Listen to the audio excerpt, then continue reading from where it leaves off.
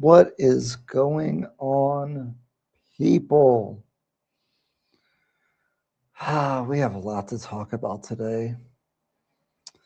It's a lot. I've been missing, but not because I've been partying, not because I've been out having fun, not because I've been slacking. I've been missing because I've been working mostly. Kai, on the other hand, who is here also, he's been having fun. Today, we have to talk about all of the red flags. There are so many red flags. Whew. After consulting with many of you guys and seeing some of the things people do when they come here and the risks that they take, I get really scared about this content, which really, I wasn't really even aware because my numbers aren't that crazy, but I've been to many real estate events. I've been around a lot of the industry here lately, and the impact is quite big. I don't know if people that were already buying are just watching or if more people are coming and buying from the content. But either way, the things people are doing are very risky, and we have to talk about all of these things. Also,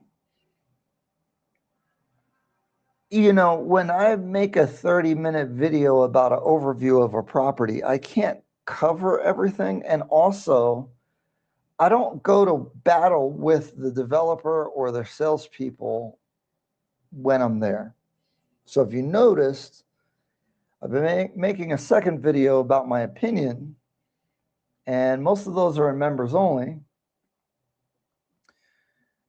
Part of the reason they're in members only, honestly, is because there's developers now that run away from me, and there's developers that want me to come to their projects.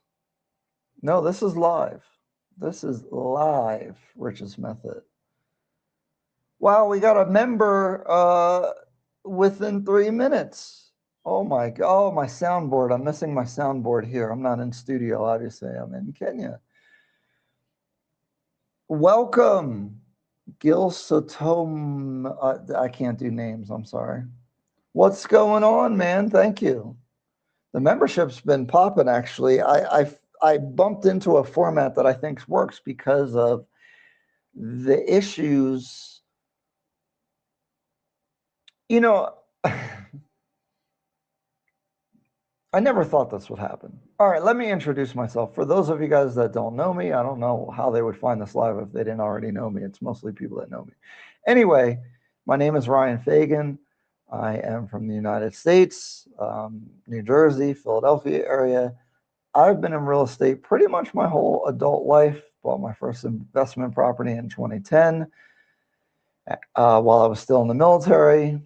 I have a bachelor's in business administration with a focus in real estate. I've worked in so many different aspects of the real estate industry. I've worked in commercial appraisals during the foreclosure crisis. I worked in property preservation and logistics between the agents and the banks that were foreclosing to maintain the Fannie Mae and Freddie Mac properties in the Northeast, all the way down to Virginia. We were responsible for. I've been a real estate analyst for a commercial real estate firm. I'm a real estate investor. I flipped close to a dozen houses. I've done some BRRRR where you buy the property, renovate it, refinance, put a renter in, and keep the property. And I own a real estate brokerage. If you're an English speaker, you would read this Artie, but it's Swahili, it's Arthi. And my accent's probably not even good with the Swahili, but it means land. And we've been a real estate brokerage for 3 years now. I'm a licensed real estate broker. I was a salesperson for over 13 years. We have 7 agents at our company, which I'm not quite quitting, guys, if you're watching.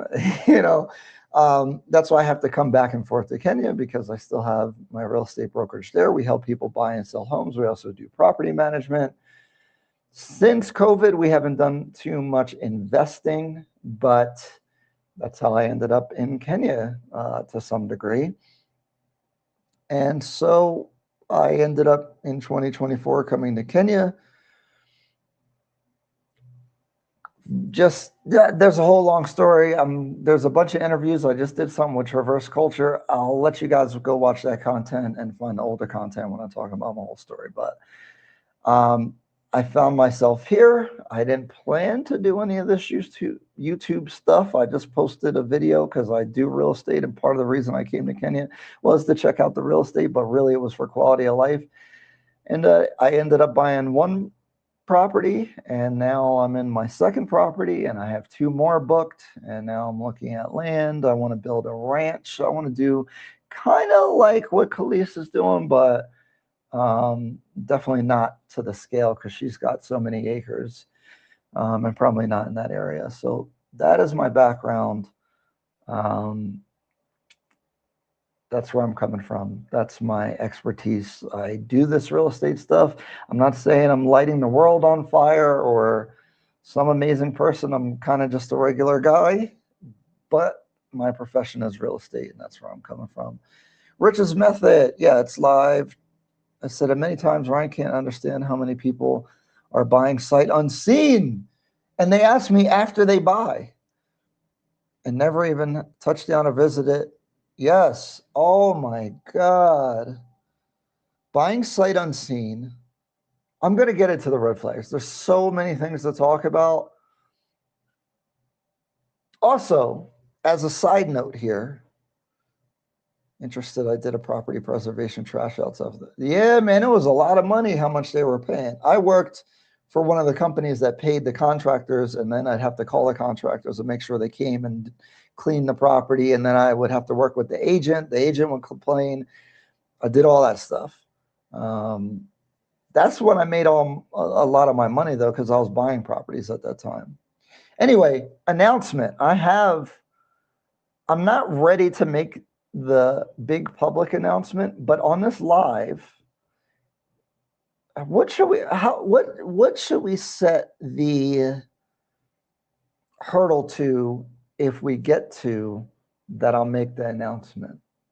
Should it be should it be live viewers?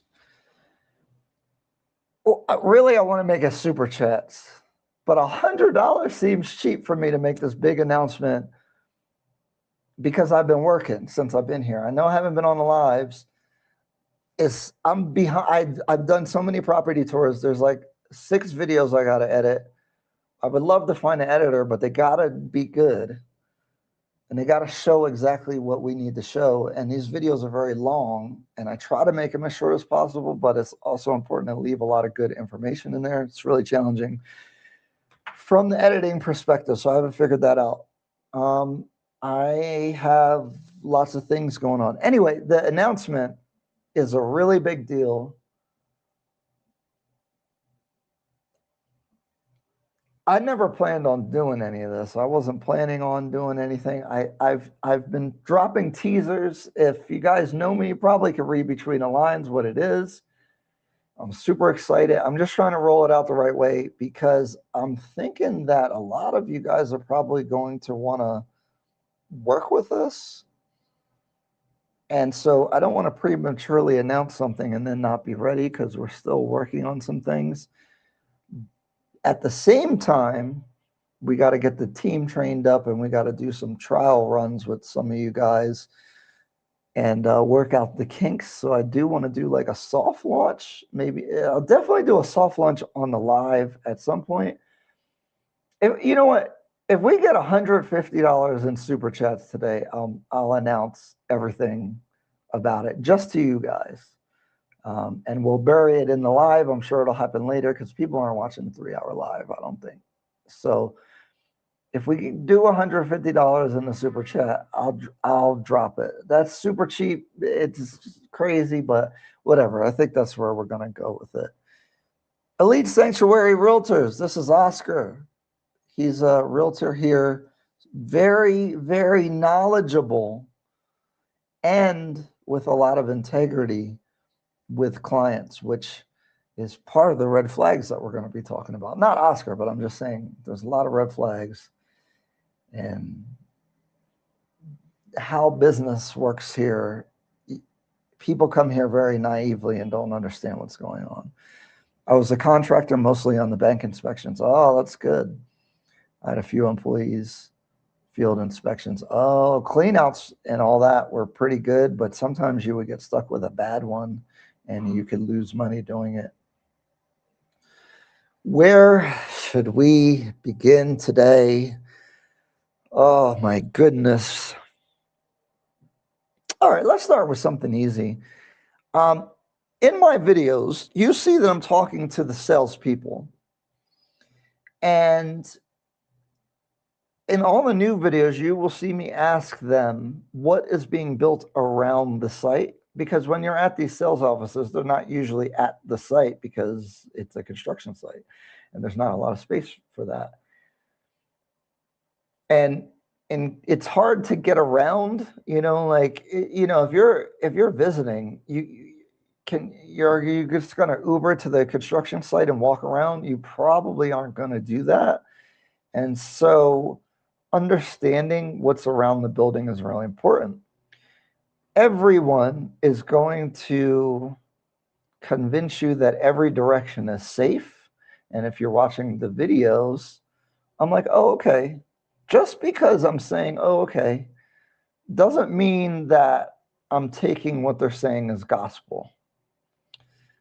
And I think generally that's something that people need to understand is when you're talking to salespeople, they're selling you something. Now,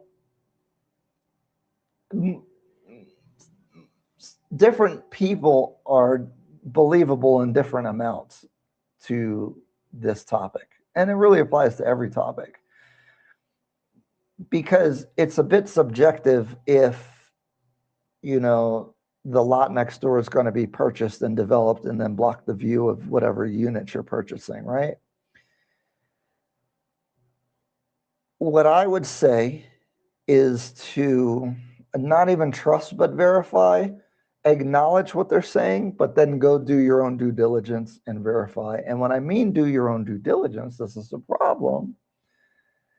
Depending on the team that you're working with, the agents, whoever you're dealing with, are they really going to tell you bad news where you end up not buying?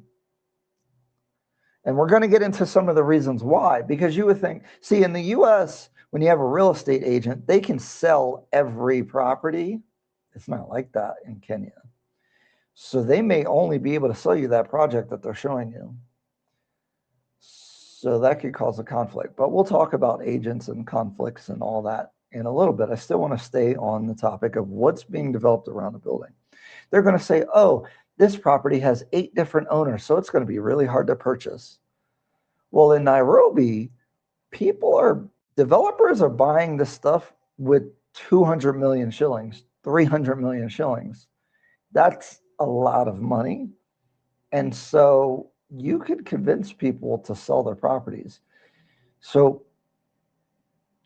this is why you need a good team. But the red flag is building your own team. You guys don't know how to build your own team, to be honest. I've been involved in real estate here for the last 2 years. I'm not saying I'm an expert, but I have a real estate background. And mostly what I do is real estate stuff here. And I go to the events. I talk to a bunch of agents. I do know what's going on. And I promise you guys don't know all the nuances there. So it's going to be hard for you to read between the lines. So if you don't have a team, you should definitely look around the development site and see, to me, it's obvious, but to you, it may not be. If the buildings around it are not really nice looking and developed, they're open to being purchased and blocking your view on that side.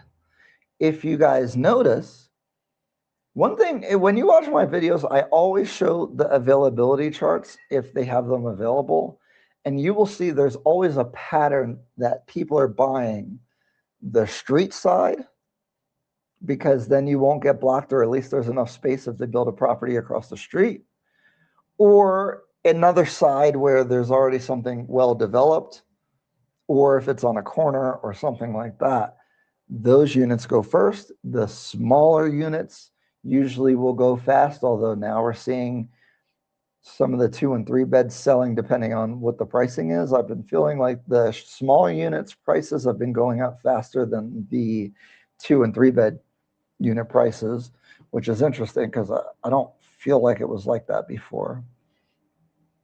But if there's like some small villas or even a mid-rise apartment building or something like that, that's 4 or 5 stories, those things are all subject to getting developed.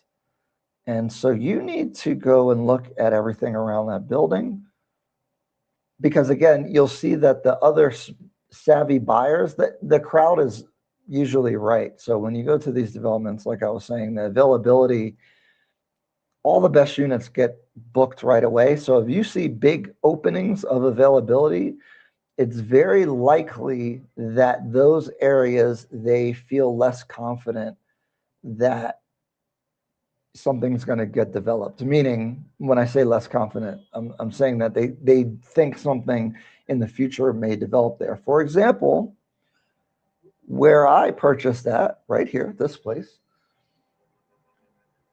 I bought an inside unit that still gives me a nice view, because there were building approvals on the other side of this construction. And now there's construction going on over there. I saw the building approvals and I was advised that something was getting built there. Now, on the other side of this building is some vacant stuff, and I'm assuming that eventually someone will buy it and start building because it's like abandoned. So that's the first thing. That's an easy one. Pay attention to the site, and also don't listen to anybody. You got to go look at it. All right, we have a question. ALX, could you please inform us on whether the ROI projections from Nairobi realtors are real? What's the occupancy like? Is it true that 1 bedrooms can fetch 100K and 2 beds can fetch 120K? I'm going to assume you're saying Kenyan shillings. Generally, don't listen to anybody about ROI. Well, okay. Unfurnished rental is easy to know.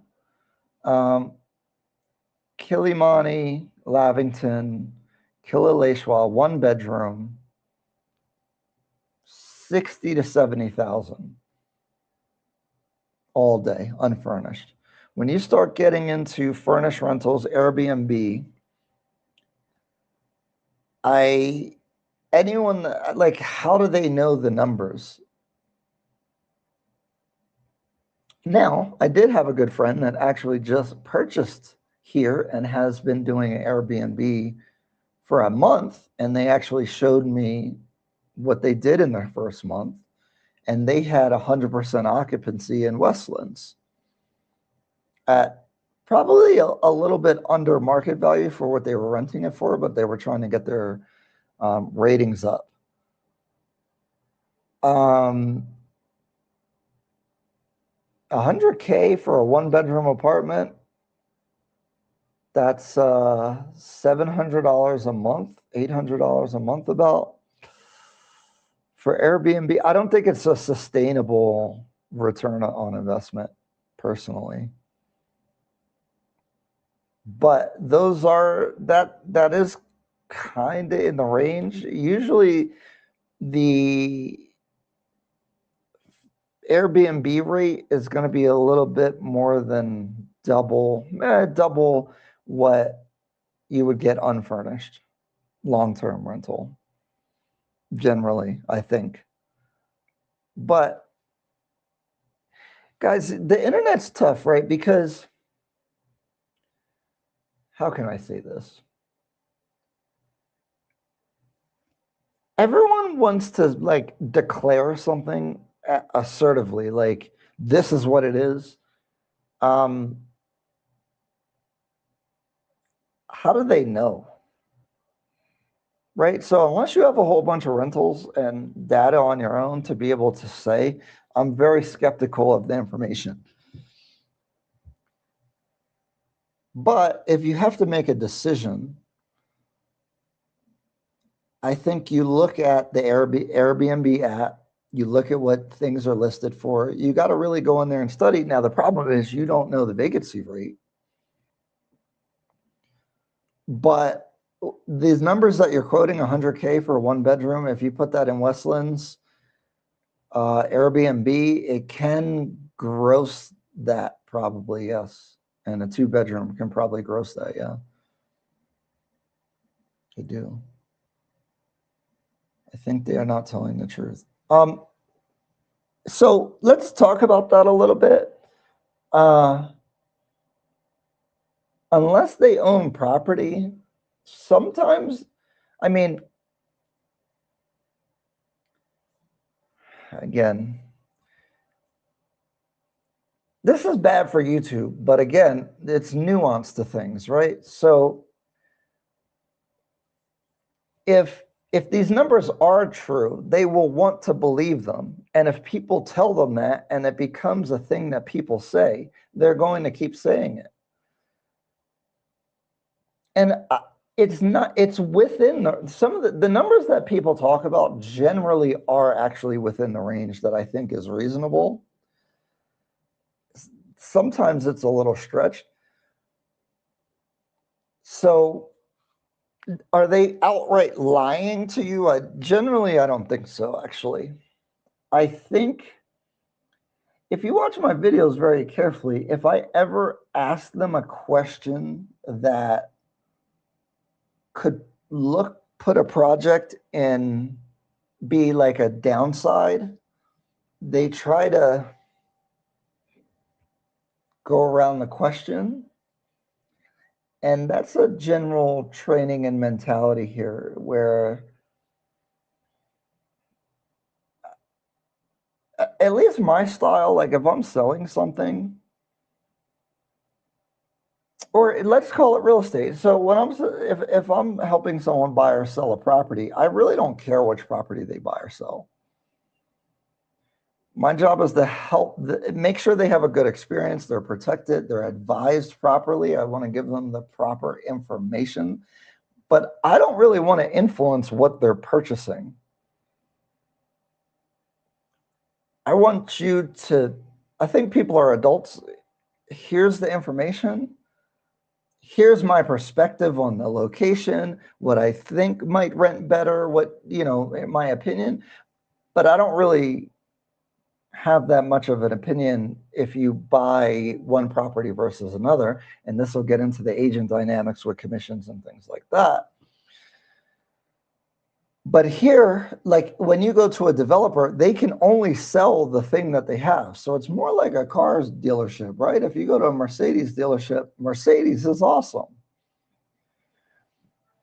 And I do think the style here is like, I feel like the sales style is, I don't know what decade really, but let's just say like the 1960s or something. People are dressed very well. They're very articulate, but they definitely avoid downsides and really highly emphasize the benefits, right? And that's just I get it. but it's not my style. I like to be transparent and say, yeah, that's, like, I wouldn't buy on this side because they're building a building right next to it. Like, I would just tell you that. They're going to say, oh, well, we don't really know. Maybe something happened. Like, that's the nuance to how things work here a little bit. All right, let's get, we got a super chat. Hold on. Let me get through the comments. I'm a little slow right now. It's late. See, I'm better in the morning. Anyway, Rich's method. I rented a 1-bedroom, unfurnished, and Kilauea shut gym, 3 lifts, and it was $60K. Exactly. That's the number. Which is, when I talk about buying property, they have 6 different units that are 1 bedroom, a small one up to a bigger one. Why are you buying the bigger one? Because the rent's not going to be much more, maybe 5,000 Kenyan shillings more, which is like $30-$40 more. Why would you pay $2 million more to be able to have the bigger unit? But anyway, we'll talk about that. That's with the borehole, backup generator, common areas, 3rd floor balcony. Yep. I asked because I just don't want to drop 8 to 10 M on an apartment and have it empty for 6 months out of the year. The problem in Kenya is there's no data whatsoever. So part of the announcement is we're going to be working on that database, collecting information, being able to advise people with real numbers. I don't think you're going to be empty for 6 months ever. I mean, you would have to have bad ratings for Airbnb. Like, you'd have to have a bad floor, no view. Like, again, it's the first month, but somebody sent me their data. They basically had 100% occupancy for the first month that they rented out the property. Also, you could drop the price. Now, competition's coming into the market. I was having a discussion about this. Actually, I was at an event, and the president, the big developer, was talking about that. So we'll get into that as well. We'll talk a lot of insider. I'm like, it's kind of crazy, but I'm part of the real estate industry here at this point. Some people think I'm naive, but I don't know. We're going to put that to the test soon. Who's right about this stuff? Anyway, I right now, if you bought something that's completing now, even if it was pretty junky, it'll rent. I have a friend that, and when I say friend, is a viewer, friends, someone I probably met and talked to. They bought a property that I told them, I think it's really crappy. I really couldn't even buy it. But he rented it in like 2 weeks. But I think he did unfurnished. But for a good amount of money in Westlands. So right now, anything will rent. Now, if you look, there's like 10 projects going on in Westlands right now. And most of them are completing Q3 and Q4 of 2028. Thousands of units, 2,000, 2,500 units, something like that. That's going to add some competition. What I think is going to happen is, this is why I focus on the quality a little bit. Right now, the quality doesn't matter. Even if you buy a junky property, it will rent. But your Airbnb ratings, the view, the development having good amenities, it getting a good reputation as a development, the management at the development, the location, all that stuff in a more competitive market or a market that slows down is going to make a big difference. And actually, the developer that had the event yesterday was saying the same thing, which I thought was crazy. Because honestly, I didn't really think they cared that much about the quality. I feel like they are doing the bare minimum quality that'll work. like some do care about quality, but I think they do the bare minimum that they think is going to work in the market. But what is happening is every developer is raising the bar with quality every time. For example, Amethyst now, they did Emerald Springs before that, and which is about the handover. And then they did Misty Springs. If you look at Misty Springs and then you look at Emerald, Emerald is much better. And I think their quality is really great. Amethyst is probably going to be even better, even though it's in Kilimani. Let me get to the super chat. Key J, what's going on? Member too, $10. Thoughts on Brookside Oak? Oh, they start groundbreaking today, and you will be making a video on the property. I just left Nairobi 2 weeks ago and decided on this property since Amethyst sold out. Oh, the top floors. Because Amethyst still has units, but the best units. Oh, great question. The Oaks have a good reputation. I have not been to any of the Oaks. I've been to Gaia Brookside. These developers are just getting to know me, so that I only get some of the invitations. I actually was at a different event when Brookside Oak was doing their event, but I didn't know about the Brookside Oak event. It's a high priority for me to get over there because, again, they have a good reputation. And Brookside, I like a lot. I don't know the price. I don't really know anything about the project, to be honest, right now, but it's on the list of scouting. So I generally have a really positive disposition towards it, but I can't, I haven't seen it. I can't say too much about it, but generally I have a positive view. I think they have a good reputation. So I'm excited to see it. And Brookside, I haven't spent too much time on the Brookside or Spring Valley, but that area is really nice. I do think the thing is Westlands, even like the lower Westlands or Raptor Road, which really to me isn't very much like Westlands, they're always going to have a premium because a lot of business travelers and foreigners only stay in a place that says Westlands.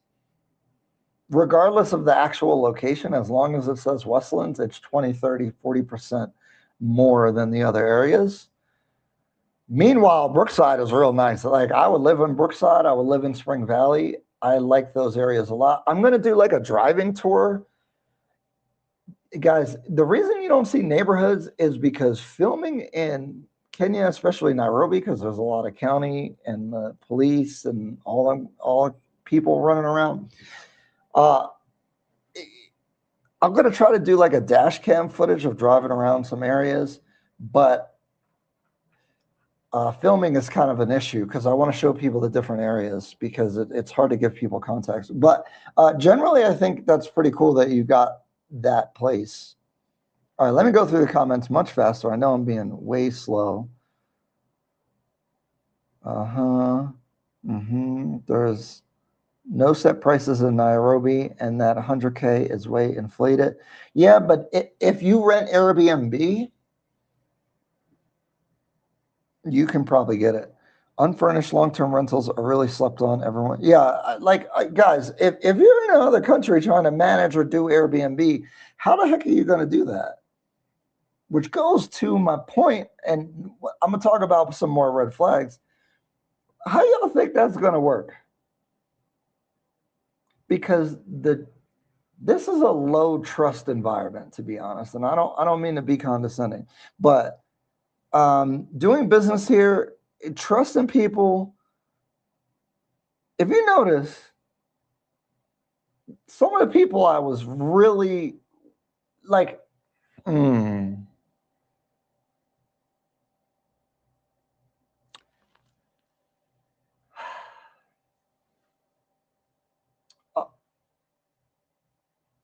I really helped some people out, and they didn't do the right thing. And if you don't see them no more, and it's common, just like the lawyer situation, right? So I have a relationship with FKC Legal because I've talked to like a dozen lawyers. and they clearly stood out. And I feel like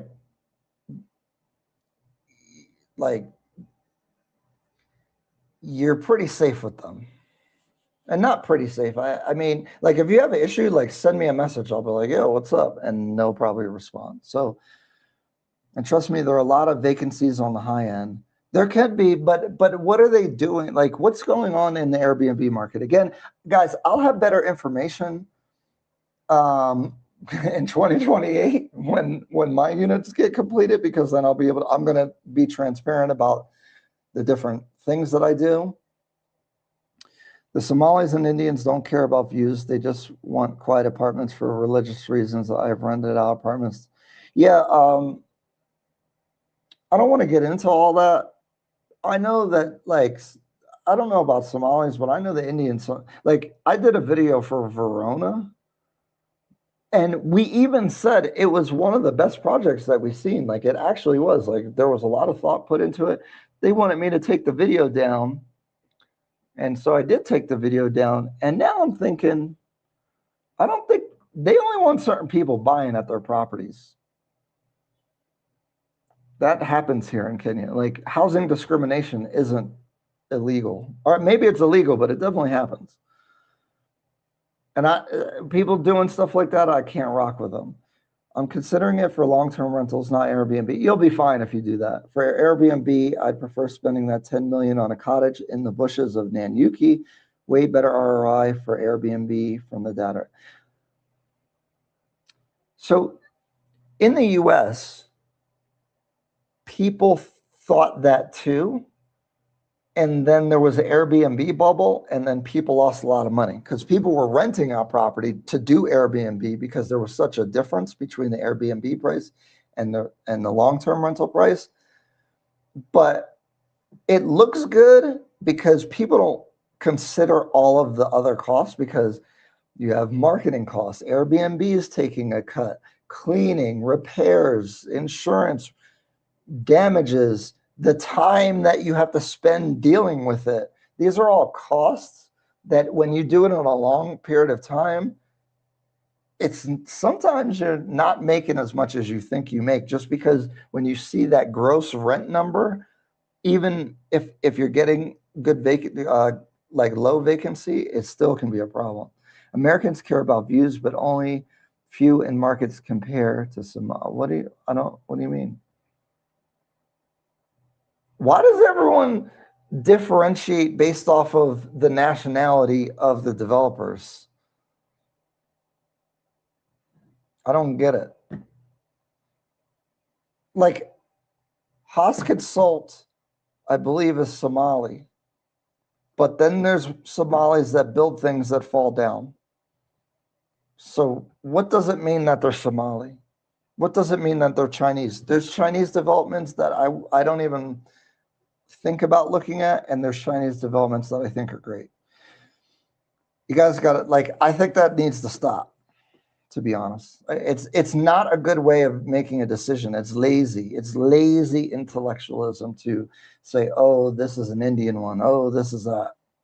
And interestingly enough, what was missing from the gentleman's question, and the most important part, was what area was the property located?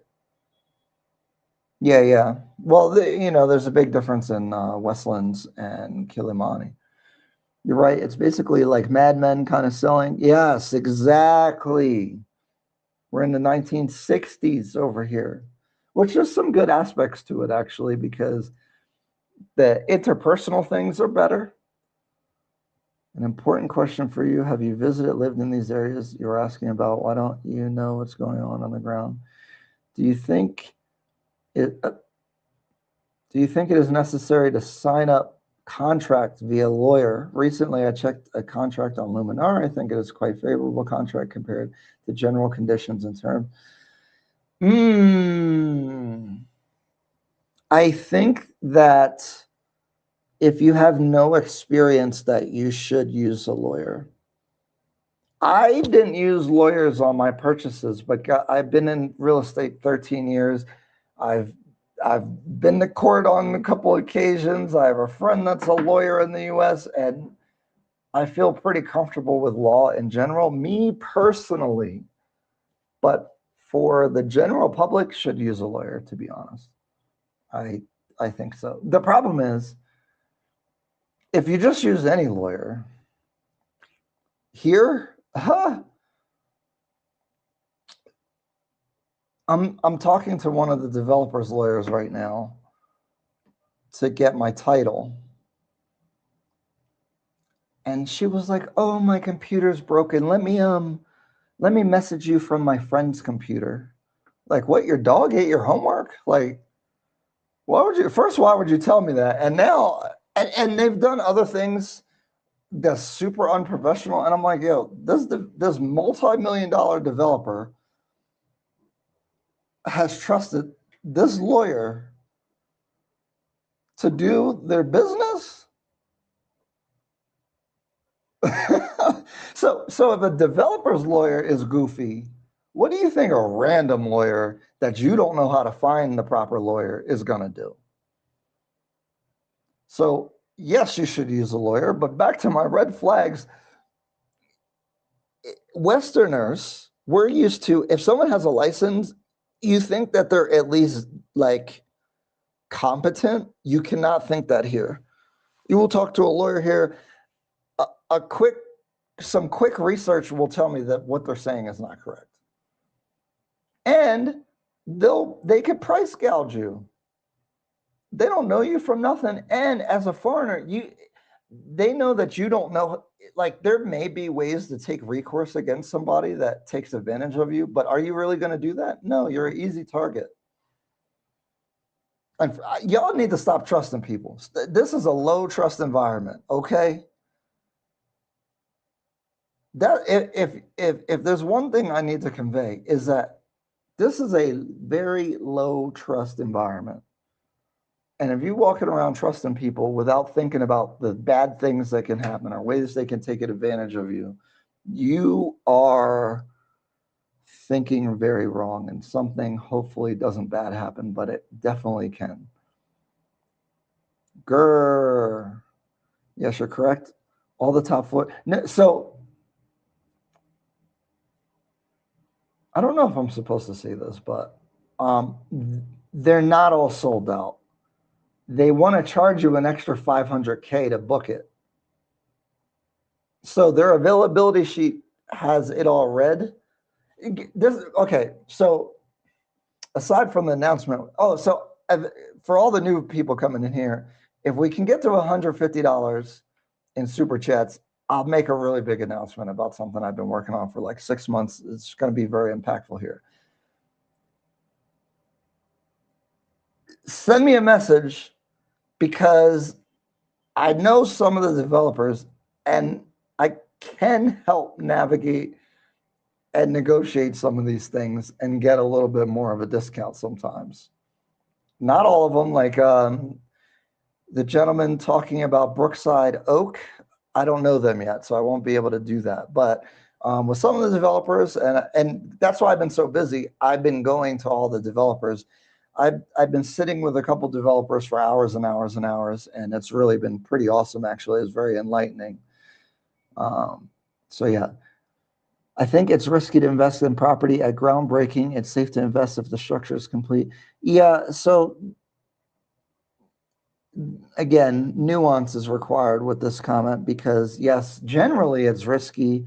There are certain developers that I actually think it's a benefit. There's a lot of benefits to booking early, because if you book 3 years out, the payment plan's better, the price is way better, so your return on investment's better. Yes, you do have to wait, but with the reliable developers, you absolutely will do well booking them early. Yes, there's still risk, though. I mean, anything can happen. Force majeure.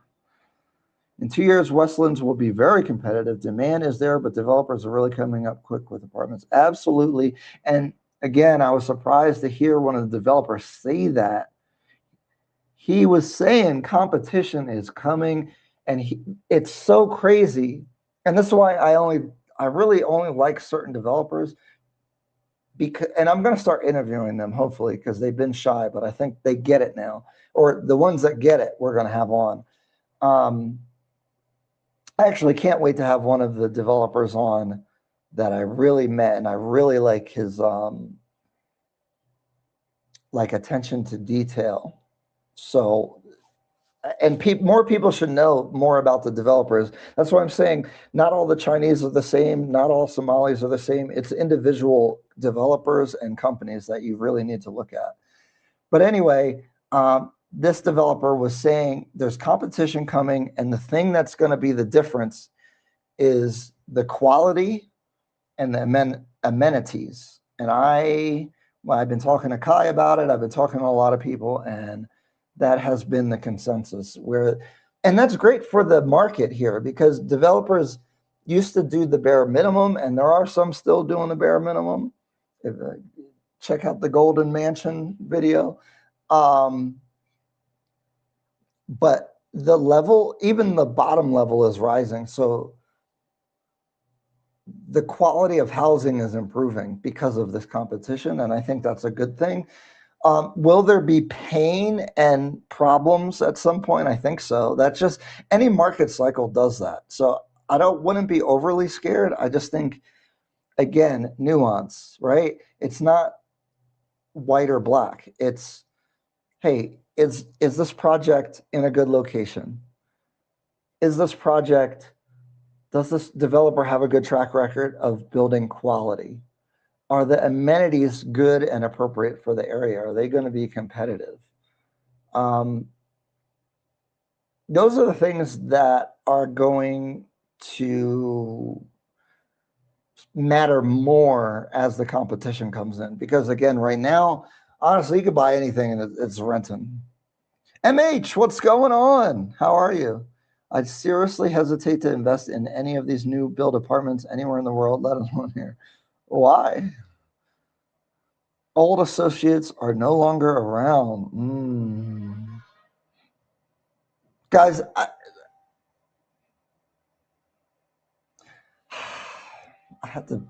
want to explain something, but I haven't thought it through enough to articulate properly. And it could, a lot of people are making money from things that I'm doing. A lot,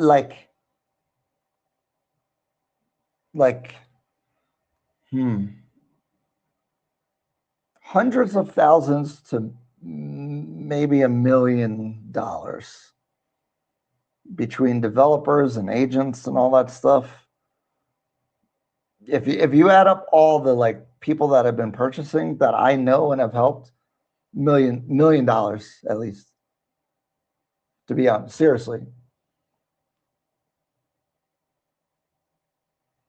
Dang, MH, he's in here. You talking trash about Oscar? That's crazy. I would, but see, okay, and we're going to talk about the agents as I get through these comments, hopefully. Integrity is the number one thing that I'm looking for in this market. And when I say integrity is not pushing a sale just to make money. And to really, to me, the best salespeople consult more than they sell. They educate and consult. And regardless of his charisma, from the short time of, associating, I think the integrity and the consultation and the education that was there for some people that have worked with him. So, that's a Kenyan thing too. This is the 1960s thing I'm talking about, though, because people are more conservative and don't let their personality out. They keep it very professional, which is vanilla. But I keep telling these guys, yo, your Instagram page is all properties and it looks just like everyone else's page. Who are you? We want to know who you are. We want to know the people we're working with. Anyway, I wonder if Oscar's still here. He heard that. Security guards and cleaning lady, boyfriends, girlfriends will be sleeping in, taking baths, cooking in your empty Airbnb. Well, they tell you, yes, they're going to be doing more than that. Please believe if they feel like if you're not paying attention,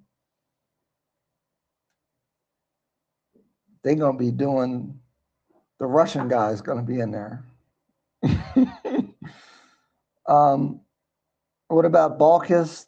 Do you know anything about their project in Riverside? I know it's in Riverside. I have not reviewed any of the Riverside ones. There's that Pavel one. There's Balkis. Wonder Properties has one coming out. Actually, I have an exclusive on one coming out from them. If you want to know more about that, send me a DM. I have the info. I don't think they're publicly marketing it, so I don't want to jump out the window, but there's some, I have early access to one, although they have sold a couple units from before. But no, I haven't got there. I'm sorry. The problem with cottages in those areas is you need to be present at all times to ensure things are working. It's close to impossible for things to run with that. Yes, I feel like that way about Airbnb management for foreigners. Freedom, what's going on, man? I've seen you in the comments. Yep, you'll learn to read between the lines. Verona is going to be a vegetarian building. Yep, I know what you mean. And they've been building for like 3 or 4 years, and Pandora's about to, because Pandora's right next to it, is about to finish before they even get halfway through the project. Whoever put money in that thing they should be, I would be mad. Airbnb government tax for foreigners is now 20%, and they're holding the fee. They just started. That's another consideration. See, this Airbnb stuff, man, is Hosketsol's not Somali, it's Indian. Sorry, not sure. Very low vibration.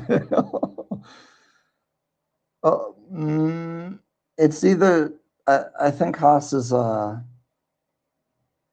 Indian. Where's your boy Dennis? Yeah, where is he at? I don't know. Ask him. Yeah, Almasi Realty. What is that? We got to get to 120. We got to get to $150 super chats to make a big announcement. Drink more water. What's going on, man? Thanks for being a member. If you look at my YouTube channel, there's stuff up there, but I'm just dropping it over time. We're not ready for a rush of people to come in. So if I really need a couple people to help train the team and do what we got to do. What is the average monthly rental income for unfurnished 2 bedrooms? I think, dang, what's unfurnished in Westlands? I don't know Westlands is good. Actually, Oscar, you should jump in. I think a 1 bed is 90. Is it 90? I think so. A 2 bedroom, I dare to say a 2 is around 120 to 140. I'm not super confident on what I just quoted you, though. I know Kilimani really well. The lower, Kilimani, Lavington, Kilileshwa. But I think that's Westlands. I actually regret not purchasing a unit at the Emerald. It looks stunning from the new progress videos I watch. I'm heavily considering Amethyst and Luminara versus 1 unit at Pandora. A $20 super chat. Thank you. Oh my gosh. I really appreciate that. I really do. Thank you.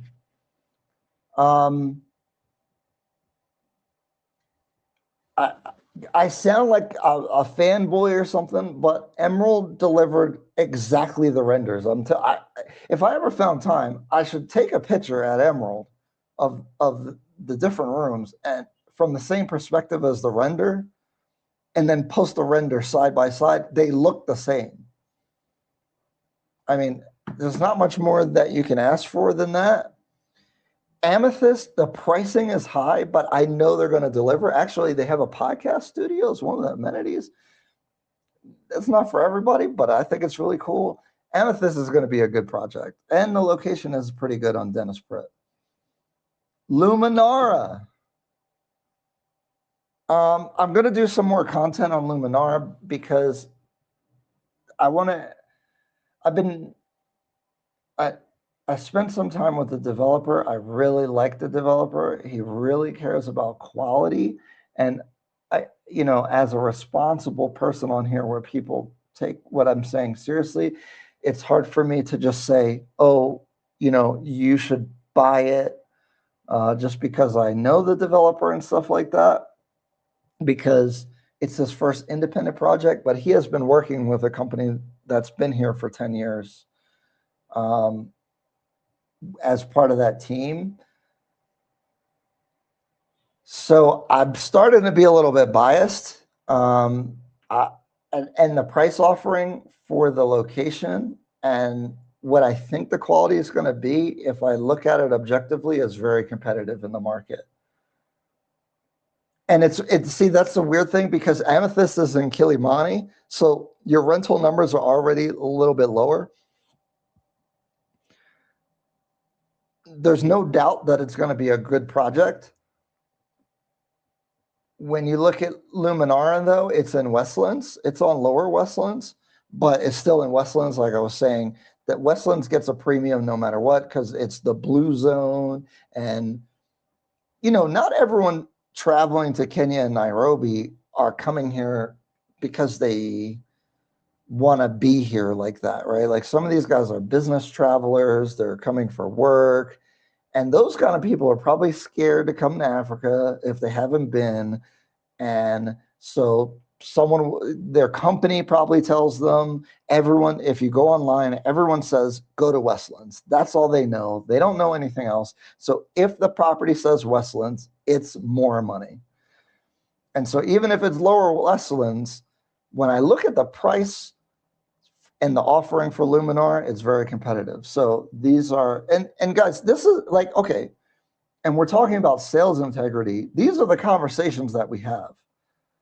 I don't care if someone buys Amethyst, Luminara, Pandora, whatever it is. We just talk about the pros and cons, what your objectives are, and how to navigate that. And I think that's sales at its best level, personally.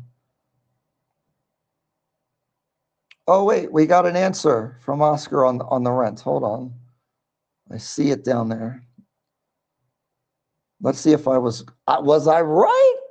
No, not, unfurnished, Westlands, 1 bed, 85 to 95. Okay, I said 90. 2 beds, 100 to 120. I think I said 120 to 140. So there you go. I trust Oscar's numbers there. I think that looks accurate to me. What do you think about 88? Well, first of all, they have a bunch of lawsuits going on, actually. They don't interact with me, so I don't know. If you guys ask me, if everyone's asking me about Elysian, which is done by Haas, they don't interact with me. I don't know. And I don't like that, to be honest, obviously. Haas has a good reputation. I've seen 1870. The quality is good. Is it worth the super mega premium? I don't know. I don't think so. I sound like a fanboy. I sound like I'm pushing product. I was at the Diplomat recently. That video's coming out as soon as I can get around to it. Some of the finishes were in. Kai and I were very excited, to be honest. I'm like, I feel like I stole.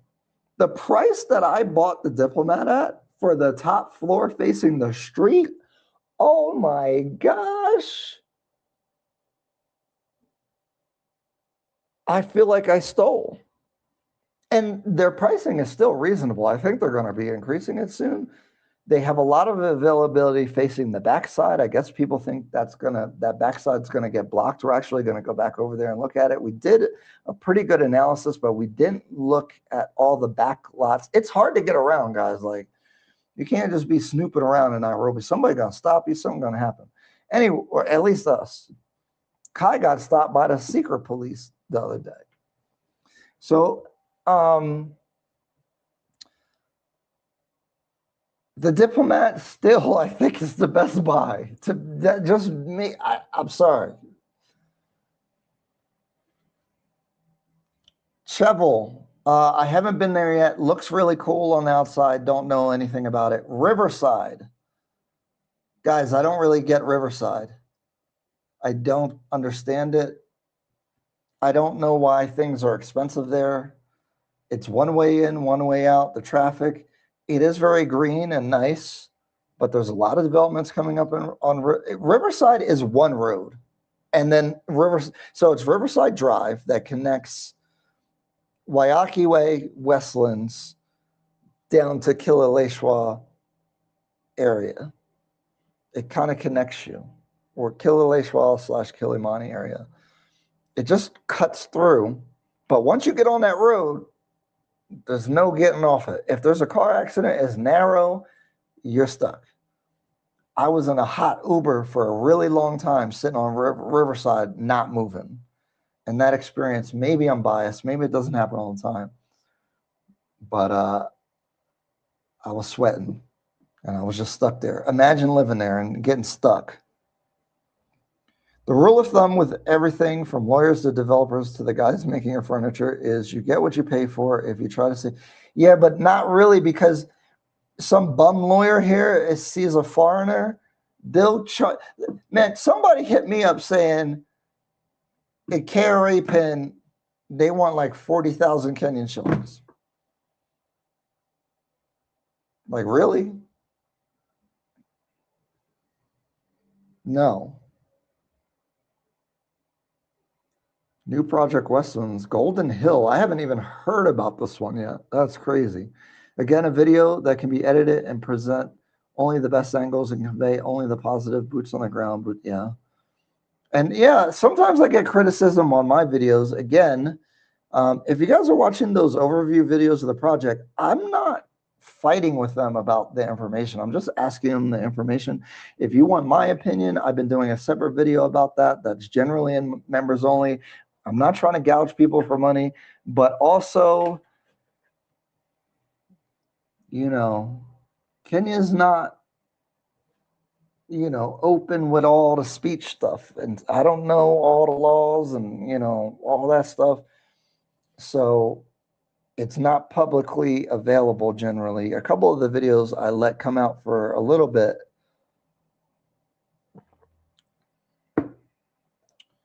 I just consider waiting for the next one. Lots coming up. I want to see them next to Westland's project, and I wasn't impressed by the developer with their work. Which one are you talking about? Morning, evening. The families have been there. Oh. Letter D rings a bell. What? What are y'all talking about? But these properties with lots of amenities, can they be maintained in the long run? It will be costly to maintain them in the long run. I prefer properties with less amenities. I don't agree. I do agree with maintenance is a little bit of a trouble here. So that's a valid point, but I'd rather have them. As a owner, you can have an impact. I've had an impact in my building about some of the things as far as management was going on. Maybe I have more leverage than normal people do, but I've got some things changed. I think a lot of travelers are going to want to have the amenities. I like the amenities personally. I use the restaurant here all the time. Those meeting rooms and stuff, for me, is a good thing. You know, you don't always want to go to like a public restaurant and stuff. We need more energy from him, or you should have him record you. The YouTube videos are meant to inform and entertain. Dang! She's coming at your neck. That's crazy. Yeah. Oh, well, that's feedback for you. The Russian guy, he be in there. Nairobi Barbie. Hi, Ryan. Happy you're back. I've got my notebook ready and a Korean cider by my side. Excited to learn something new about real estate. Oh, hopefully I can be helpful. I appreciate that. Are salespeople telling you the downsides about a product really a thing in the West? I don't believe it. the level of transparency is definitely more. They get really uncomfortable here if you talk about downsides. I'm not saying that they're like, yeah, this is bad, but I do think there's a big difference about it. Like here is like, it's like a sin to say anything that might even close. Like I've been doing these videos where I want to, like, I, they shall remain nameless. I was like, how many units are here? They were like, oh my God, I don't want to say, it's a lot. Well, how are you like, how's that going to work? You just hope they don't ask, you know? So that's like the mentality with a lot of salespeople, especially the inside salespeople at the developers. That is a thing. Haas has the duplexes on Riverside too. It's on a crazy short leasehold. Maybe they'll be renewing the leasehold. Vegetarian building. Ah, that's a deep cut. That's for the members only. You're gonna have to. We can only talk about that in members only. Good evening, Martin. What's going on, man? How are you? Yes, if you do not have a Kenyan KRA for conducting business in Kenya as a foreigner and people book through the Airbnb platform, your tax is 20% withheld. FKC Legal, they'll help you figure those things out. Because anything is possible in Kenya. You just got to do it the right way. And if you don't know it, this is why you do it yourself. You're going to crash out. Unfurnished. Oh, yeah, we talked about that. 5% tax for Kenyans with their KRA 5 on Airbnb. What do you think about, oh, yeah. What about Cheval? Haven't been there yet. It's on the list, although it's on Riverside. It's not my favorite place to be. Riverside and Brookside both has smaller roads and a lot of projects. Brookside, I like Brookside. Spring Valley and Brookside, I do like. Riverside's tiny. Jamaican guy, Jam Tour told me 40K. Yes, see. So look, you can build the biggest building. Gary Vee said this. You can build the biggest building by building the biggest building or tearing down all the other buildings. I always want to build the biggest building. So that's kind of crazy, though. Yikes. Could you recommend some lawyers and agents? Dennis seems legit. I will recommend FKC Legal. Hold on. Oh my God. Legal.com. Tell them that I sent you. I have a partnership with them, but I have a partnership with them because I think they're good. Again, I've talked to a whole bunch of lawyers, and I've realized how hazardous it is. It's not like hiring. Like if you hire a lawyer in, let's say the U.S., but probably most Western countries, like they're probably going to at least be like mediocre. Man, the lawyers here.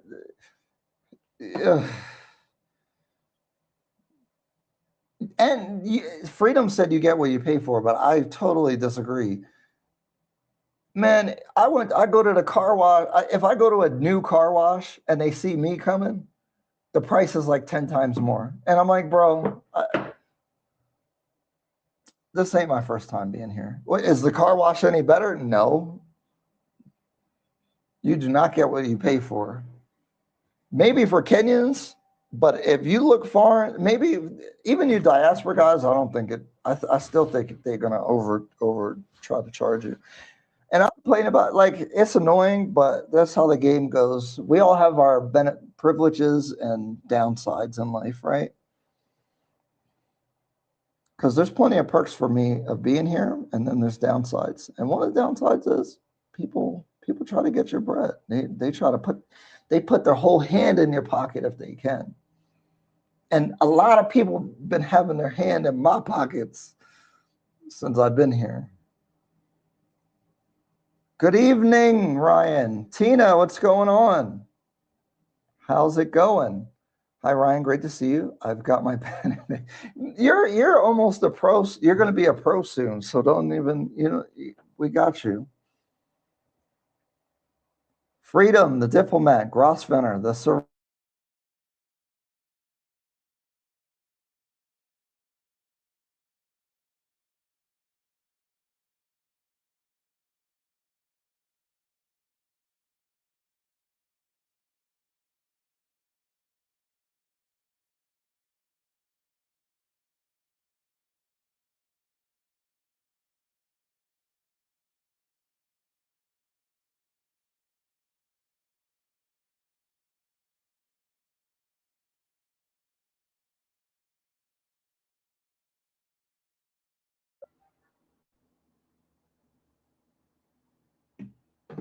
Whoa, guys.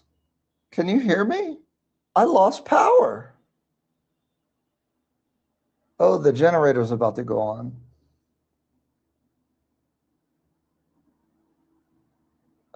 Whoa, am I still here? Look, it's dark. I'm connected with my Safaricom. I'm surprised it's working. Is it working?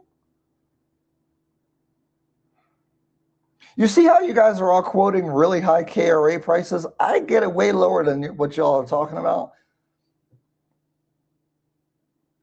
Please, let me help you. I hate hearing that people have paid 30K for a KRA pin. Hold on. Let me switch to the generator real quick. That's crazy. Aye.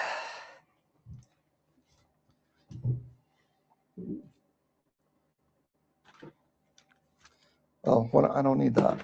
What's going on, guys? Okay, hold on. You see me? I dropped. See? Stay at a place that has a good generator because the power went out. It's still out, but I'm on the generator now. Drop off that. I thought that would have ruined the whole thing. Okay. I don't know Hurlingham, to be honest, and it's slept on. Which option is better for a foreign investor in Kenya? Renting out a unit unfurnished or furnished? I think unfurnished. I think furnished rentals require you to acquire furniture and then manage the property much more closely. And again, we're in a low trust environment. Guys, honestly, y'all don't have street smarts, okay? A lot of it, like, shout out to Jeremy, the behavioral analyst, cool guy. Got scammed thinking he was getting residency for like 100K. Y'all be doing stuff wrong.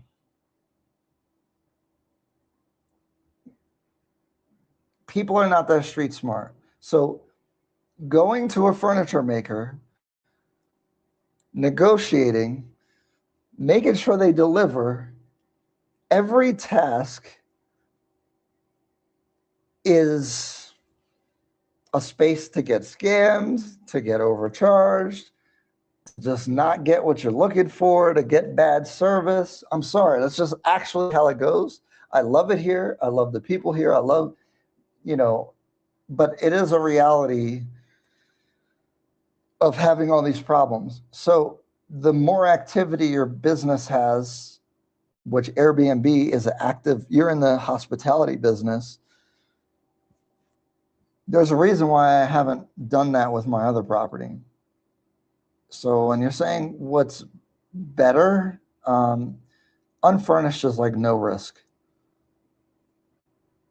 Ryan was talking about the lawyers being out of pocket, the number of sales associates, they're absolutely wild. Yeah, we're going to talk about how real estate works here as I get through the comments. I know it's been taken. My agent said it's 25K, still too high. I don't know why you don't holler at your boy. Y'all. And I talked to Traverse Culture about this because people don't want to pay her. And I don't even be charging people. You know how many people I help for free? But Traverse, because when I started, I was like, why would I pay the middleman? Why would I do this? Why, you know, these people don't help add value. Yes, they do, because shoot, if I could save you 50% and then you pay me, you're still saving money.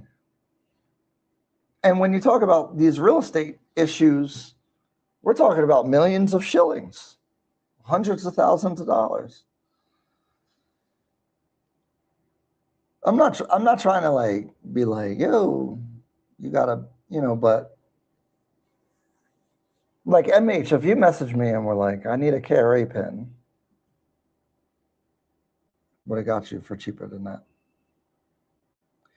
Have you heard about getting provisional title taking a long time? Yes, it takes forever. Developer attorneys are very slow. My issue with me, Kenyan lawyers, is they know less than me. I have to keep correcting them, and it's not cheap. Exactly what? FKC Legal, sorry.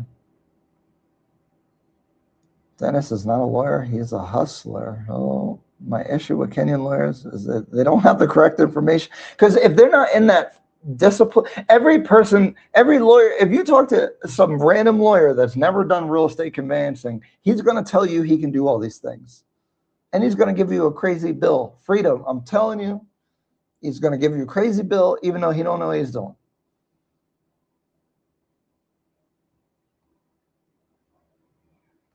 These are the issues I'm talking about. You see, the MH, that's exactly what I'm talking about. You got to correct them. And you're not even from here. How? How does this happen? I had the same experience many times. The foreigner double price is real. I had a girl tell me 900,000 for what? Dried fish with ugali. I said, okay, I just want a price, but I have to go. She told me I can't. Bro. Oh, snap. Yep, we can see. Okay, cool, cool. Yep. To cook. Yep. KRA pin is free. Just okay. You must be Kenyan. It's free for you. It's not free for us because there's no way to apply for it for a foreigner, and they won't do it.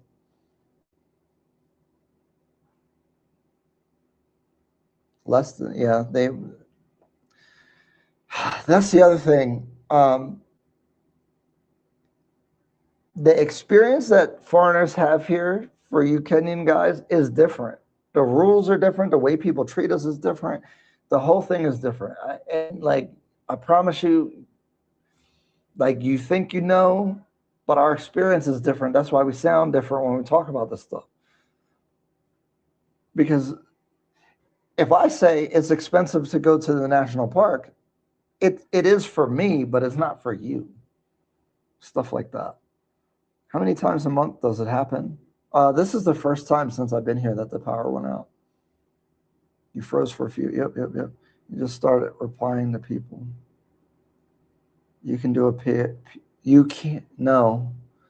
My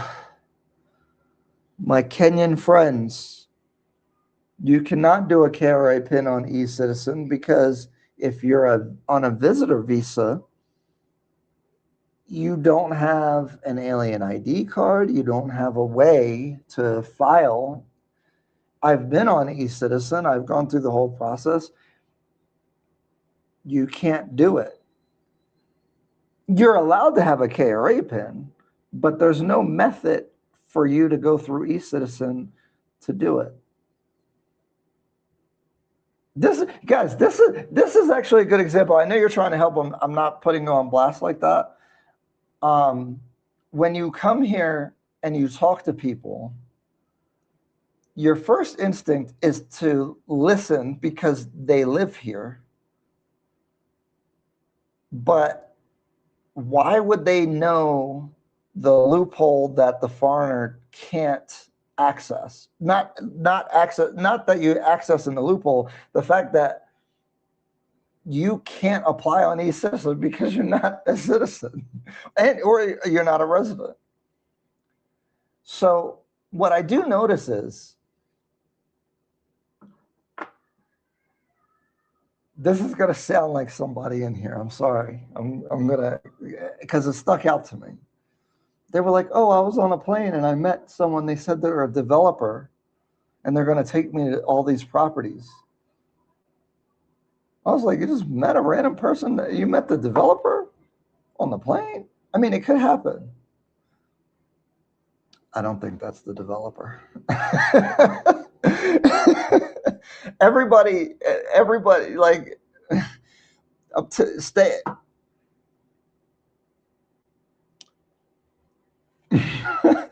How can where do I even begin? Stop talking to random people. Just because they're Kenyans don't mean they know the systems that you need to operate through. Just because they're Kenyan don't mean they know nothing about real estate. Because if you ask some random person in the US about real estate, they don't know either. Especially if they don't own nothing, like what are they talking about? Please stop. Like this is the thing. People are so friendly here. And I think there's this deep, even if they're trying to get in your pockets, there's still like an appreciation for each other's humanity that you have here that I think people feel that warmness. Everyone says, can you feel so warm and welcoming? And it is. But they could be warm and welcoming and be trying to get in your pockets at the same time. It could trick you because we're not used to people acting like that. Because it is genuinely nice. But they will also, people here, like the business environment here, again, some of the people you don't see no more on the channel, if they can get an extra $100, they will throw you all the way under the bus for $100. That's just the mindset. Like $1 today or $1,000 tomorrow, they're taking the dollar today. A lot of people are like that, unfortunately. So it's something that really needs to be understood, because you'd be like, why, like even with the sales situation, like why would they mislead or do this? Because they might get some money right now. They might close the deal. If they can convince you to close the deal, oh my gosh, they don't think about tomorrow.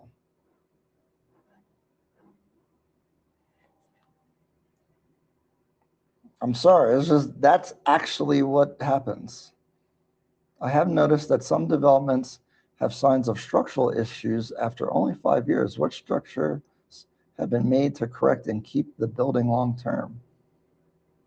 You have to be more specific about that, structural issues, because I did post, there's different levels to this construction stuff. That's why, like, with the stuff that we're mostly talking about, when they're talking about the buildings are unsafe and all that, most of these developers are beyond that level at least. But when you're looking at, like when I was in Kilimani, I made that short about, I was looking at the mortar work of the blocks of that building. That thing was looking crazy. So building safety is important. I'm not a structural engineer, and I don't know that much about building high-rise concrete buildings. So it's hard for me to say. I can tell you when I see like poor execution on work, although once they put the coating on top of it, you won't be able to see it anymore. I don't know. I don't really have a good answer to. I think it's a valid concern for certain things. Again, the real solution is work with good developers. How much will it take to manage an apartment per month? Unfurnished, I just do my own unfurnished. There's not much to do as far as the management. Airbnb is probably charging 20% for management, 20% of your gross. You're American. So you went on you can go on eCitizen and apply for care. Oh, you went to the tax office and they actually did it? I recommend that getting Ryan's guidebook is full of valuable information, especially if you're serious about buying property. Yeah, thank you. I try to, I think it's that ebook is supposed to like, kind of like what the talk that we're having now is, point you in the right framework of buying here. You know, it's not going to give you everything, but like you got to know what's going on. A lot of people are buying without knowing. I did mine from Florida with the recommendation of a developer through a tax agent. Really? You paid them 100 shillings? Or you're saying $100? Because if you paid them $100, that's what I'm talking about. Can you explain? Yeah, that's what I was wondering. Correct. They will deny you applying for a KRA PIN as a foreigner through the website. Trust me, I tried, and that was for the non-working version, the no tax file. Yeah, exactly. That's rare to run into a developer on a plane. Keep it in mind, if you are on a tourist visa, you should not be earning working. Remember? Of course. How it feels like living in your own place it's the best.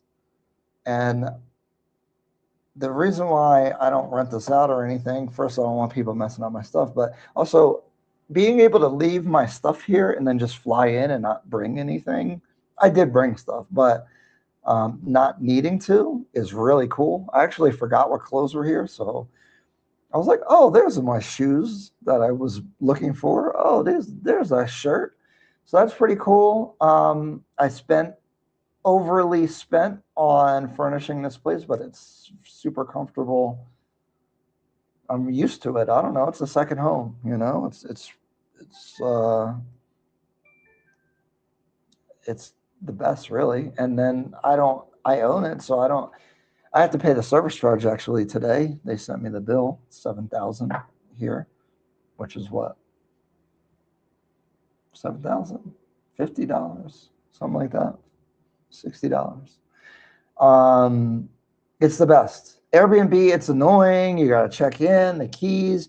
I have my fingerprint is recorded on the door, so I don't need like anything. I can just unlock the door. I have it linked to my phone now, so if someone rings the doorbell, even if I'm in the States, I could see what's going on. I need to add some CCTV.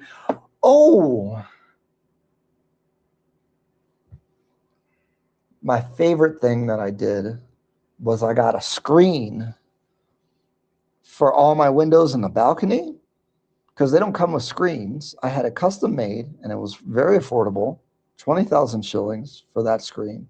You can't see it, but there's a screen there. The window's open, so it's nice and cool in here because at night you have to close your windows or mosquitoes will eat you to death and you won't sleep because they're going to fly right in your ear. Even though I'm on the 18th floor, I don't know how that happens.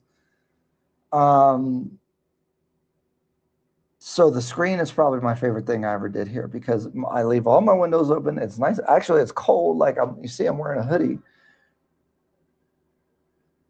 They are just looking for a sales fee. Yep. You'll see one Terrence Park. What's that? Okay, I got a KRA pin on eCitizen, but it was a partnership with a Kenyan. What do you mean a partnership? See, that's a red flag. What you mean a partnership? I'm scared for you. Partnership?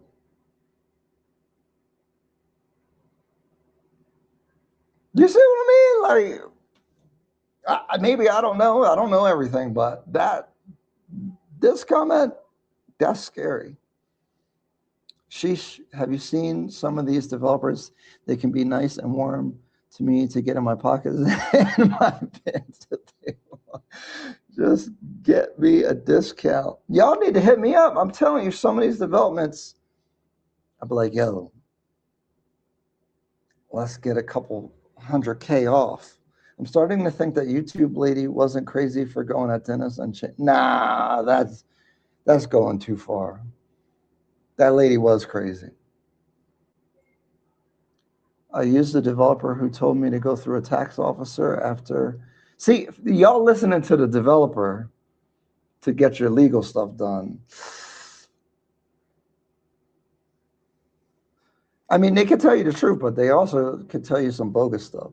After I submitted the info you wanted and paid for a notary, I was given a KRA pin, which I verified. Yeah, but you paid $100. If you paid $100, that's normally what it costs.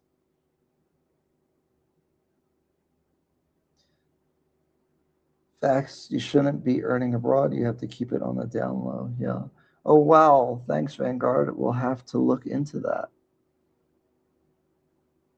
That's Kenya for you. Even scammers are nice. Very nice. People will rob your pockets and sit next to you in Kenya and shake your hand and smile. I did all that from Florida. That's cool. They're warm and welcoming and still somehow in your pocket. That's the Kenyan hustle. I think you meant no earning abroad on a tourist visa. You can earn abroad with another type of visa. You need a work permit to work. You can earn, like if you're a digital nomad, you can make money outside of Kenya. I'm going to hit you up tomorrow, Ryan. Yep, no problem. Let me know. Come on, guys, especially in a membership. You know how many people message me stuff is nothing. Well, yes, correct. As long as you have that particular visa. I need the screen plug. Send me a message. I got the screen guy. I love having my place and my stuff there at RIAR1. I did the same as you. How do you like it over there? I think Gong Road's an interesting area. I know RIAR Road's right next to Gong Road. That's what I'm saying, Gong. By the stadium, it's very affordable over there. Junction Mall is very convenient. Gong Road's getting the overpass. Although it doesn't go very far. Is it really going to help? I don't know. I was excited about it, but now I was like, yeah, this thing don't go nowhere. I think that area could be, is like in 10 years or something going to be pretty nice. Do you have a cleaner and how much do you pay? I pay my cleaner $2,000 when she comes. She said $1,500. I was like, that's too low. You know what's messed up? This really bothers me is that she got her phone stolen, man. I don't mean to digress this, but that bothers me. Like, yes, the U.S. is violent and there's crime and all that as well. But stealing from an older lady that doesn't have a lot of money, that's a different level. You know? Like, what's up with that? I don't know. Something about that bothers me. Sorry. Anyway, this is not the topic today, but had to get a KRA was marry a Kenyan woman. That's the most expensive way to do that. If your apartment tour video you mentioned the lights in your counter, they do look very nice. Oh, thank you. Yeah, I do. I love those lights. That actually, I'm going to fix this. It's bothering me.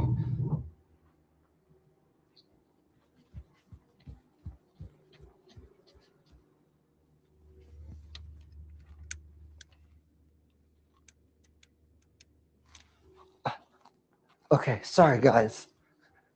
I'm sorry. I couldn't deal with the color temperature being off. Did I miss your announcement on the new venture?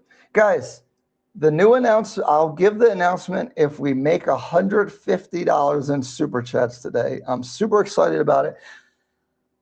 There's a lot of people in here, so I'm scared because if I announce something and you guys all rush to use it, we're not all the way set up. I'm set up to handle a limited amount of people that we can help. But I'm trying to figure out how we're going to launch this because how do you project how many people are going to use what we're going to do? But I'm really excited about it. A lot of these guys out here in this business have been unethically eating my lunch, and I think it's time for me to eat their lunches. You know? And in the, why did I go the dark route? we're going to clean up this chaos that's happening for a lot of you guys. That's really what we're going to do. All you see, all like, hell, you could get it from a tax officer through the developer through this to get that and this. We're gonna streamline this whole thing. You're gonna get the proper information on time. You're gonna get taken care of. Somebody's gonna answer. Someone's gonna be available. You're gonna get the right advice. I mean, I was gonna say unbiased, but everyone's somewhat biased. But you're gonna get transparency and safety. It's going to be great. Been working on it a long time. The CCTV shows all the parties of your apartment. I don't have it in here. I just have it on the outside, my door. But I want to put some inside just in case, like a Ring camera. But I don't think they have Ring. Sorry, y'all. I stole her phone to get 2,000 monthly. No, 2,000 every time she comes. But she, usually just once a week because I don't make messes. It be your own people too. Yeah. 2,000 monthly would actually be slavery. I think he means per visit. Yeah, per visit. Tell us what you're doing. I can't yet. Didn't you get an exempt, Big Brother? Don't you have an appetite for all those lunches? Yeah. This is like the money lunch, you know? They ate a lot of mine. They ate all my food. Greedy. But see, there's more meals to come, and they're going to starve.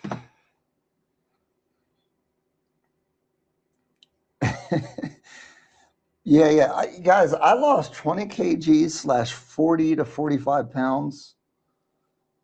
But if you follow me on Instagram, I was in the gym every day. Now that I've been here, it's like every other day. But I've been doing good. Thank you, MH. Dang, Ryan, why did that just sound like a Trump university? Don't say it's going to be great. Hey, I mean, there's a reason why he was able to become president. That some of the ways he communicates is very effective. Hit the like button, everybody. Thank you. This is his villain arc. Nah, just with the real estate industry over here, which I never intended to get into. I was happy promoting the local agents, and but I am adding value. Like they was eaten, and then they got greedy. And if I could trust somebody, I would have just continued to do that. But now you ate my lunch, and it's time for me to eat everybody's lunch. Trump has ruined those words forever. It's going to be great. You're going to leave. You're going to love it. You're going to get so tired of winning, your head's going to spin.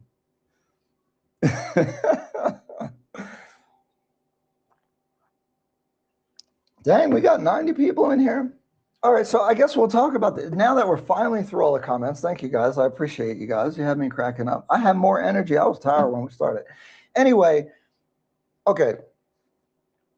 I'm going to give you the game on how agents work so that when you talk to agents, you understand what's going on and the structure of this whole thing. Throw out everything that you know about real estate agents from wherever you're from, okay? When am I going to SA? I don't know, man. I'm so busy. I really want to go, though. Okay, anyway, let me stay focused for a minute. Okay. When we say developer, that is usually an individual or a couple people and some shareholders. Usually, this is where people are like, oh, they're Chinese, they're this Somali, Indian, whatever, that own the company. Those are the developers. Those are the people that are building the building. The developers hire inside salespeople So those people are usually Kenyans, and they work in the sales because the Chinese, their English, their language, the culture, they don't really get that involved with the sales. Now, it's funny because the inside salespeople are well versed on their project, but that's all they really know. And they get like a small commission if you buy with them, like very small, not a lot of money. And then if someone comes without an agent, then they can get like a bigger commission. But if someone has an agent, they get a smaller commission. So that's how those people work. And obviously, the more they sell, the better it is for them. So they're just going to tell you good things. They'll get in trouble if they don't say good things, and they have a certain training, and they just stick to that training. That's the inside salespeople that work for the developers. Now we have the agents. There is a real estate license in Kenya, but it's not well regulated. I don't find, like, just like the US, sure, I guess it helps a little bit, but it's not that meaningful to me. But anybody basically is an agent. If you meet someone on the street on Gong Road and they take you and say, hey, this is my client, they will get 3, 4, 5, 6%, whatever they have negotiated with that developer, if you buy and when you pay 20%. They sign an agreement, an open mandate with that developer. The thing is that agents have different agreements with different developers for their percentages, and they don't have agreements with all of the developers. Some agents only sell certain, and it's weird because I don't know why they do this exactly. Some outside agents only sell a couple different properties.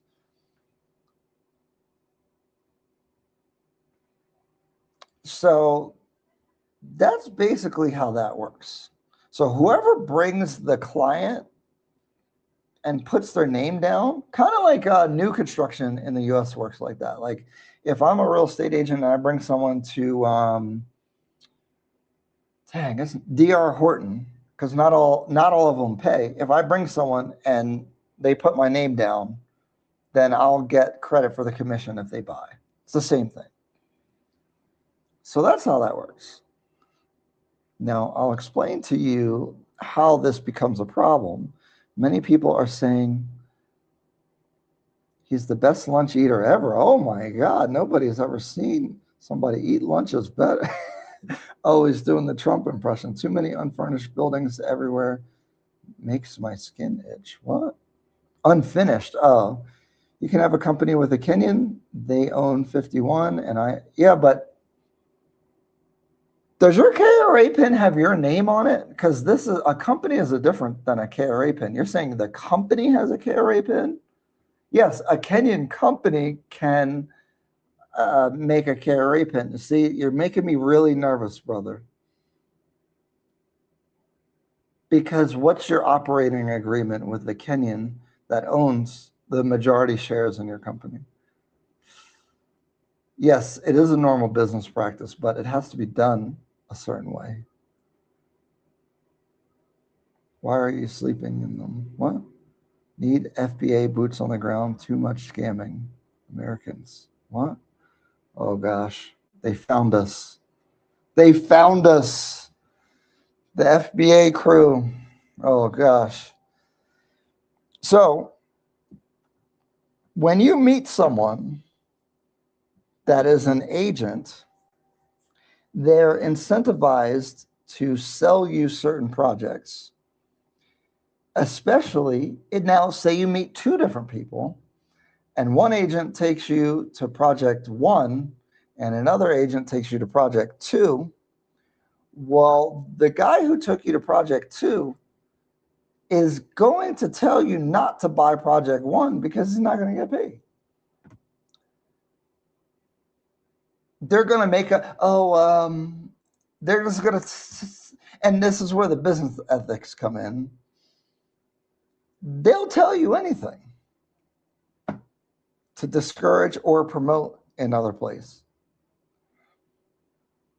And if you don't know any better, and that's your, see, this is the thing. If they're your main advisor, that's a problem. Now, does everyone do that? No, but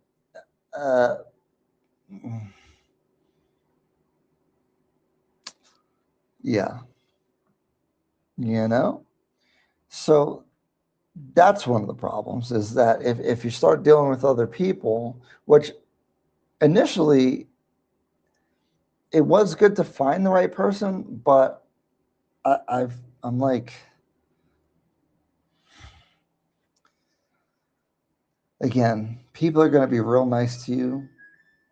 Oh, the power came back. People are going to be real nice to you, but they'll eat your lunch behind your back and get in your pocket. What else happens? Well, that's really the main thing.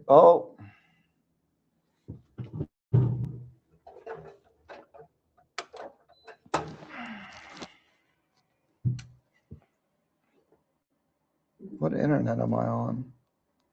Oh, we're still good. Okay. We switch from the generator back, but it's weird because I manually have to change from the power. It is common sense to think for yourself and make your own decisions. Real estate agents are more or less the same. Yeah. Yeah. So this is okay.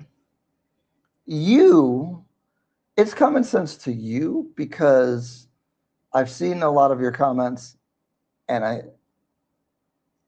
I can tell from how you speak about things that you have an analytical view and are some kind of professional.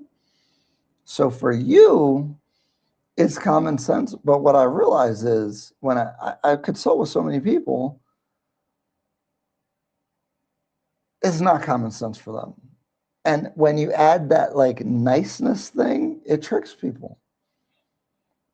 Because the things people come back and tell me or ask me that they've been told, I'm like, what? Or they're thinking about buying a property, and I'll be like, well, what about this one? And they didn't see it. And the reason why they didn't see it is because they rather just sell you the one that they get the better percentage from. Now, in the US, at least, like generally, agents, are compensated generally around the same. Obviously, the sales price matters. And that's the other thing. They're going to want to sell you the highest sales price thing. So I think it's a little bit like, and I'm talking about this because I'm realizing it from the conversations I'm having, because when I got here, was I aware of the steering? Basically, they steer you to different projects based on their own incentive structure. And then what people start doing is dealing with 4 or 5 different agents. So you're definitely not getting, because, okay, if you're a foreigner and you're only here for 2 weeks, how the heck are you really going to know the nuances between different locations and such? Again, it may seem more common sense to you. I could pick up on these things quicker than probably most people can. And I've been here a lot longer. But I mean, how would you know? Do you have a generator and borehole? Yeah, of course. That's like standard now. Like if you don't have that, that's crazy. Ryan's second home haunted. No, power just. Have you seen many expats coming to purchase units in Nairobi from US and Europe from the UN locations? When you mean from the UN, are they buying in Gigiri? I don't know people that are buying out that way too much. Most people are buying, but also that's because I'm making content about off-plan. Westlands, Kilimani, etc. Oh yeah. I don't even want to get into all that. I feel you though. I don't even want, it's like you speak their name, they come. They start showing up with all the nonsense. I'm not black enough. We need, oh my goodness, sometimes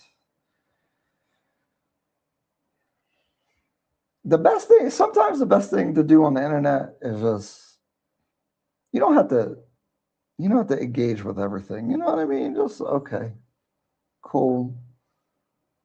And that's a bridge too far for me. All that FBA stuff. I get where they're coming from, but I just, I don't, I don't know. I don't like to add to, so this has not that much to do with the topic, but you guys know what I look like, and I don't know what you guys look like. So people stop me in the mall. I'm eating, and people are looking at me funny, and then I guess they recognize me. It can become a security concern. And Nairobi is a small place, I guess. I meet a lot of you guys out here. It's crazy. But I'm scared because, and the people that talk recklessly online, all you need is a crazy person to come jump on you. You know, you don't know they're coming.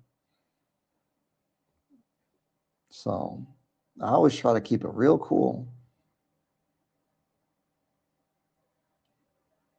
Look at this guy advertising. See what I mean? See, this is exactly what I'm talking. What? And then one of you guys will send them a message like, "What you got?" Like, you don't know this person.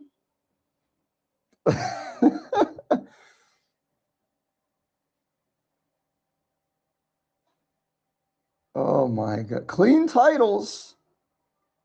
See, everyone says clean titles, but like anyone can get a title deed. That has nothing, like the everyone advertises clean titles, title in 30 days. You'll get a title in 30 days. Is it contested? How many heirs of the property were there in the past?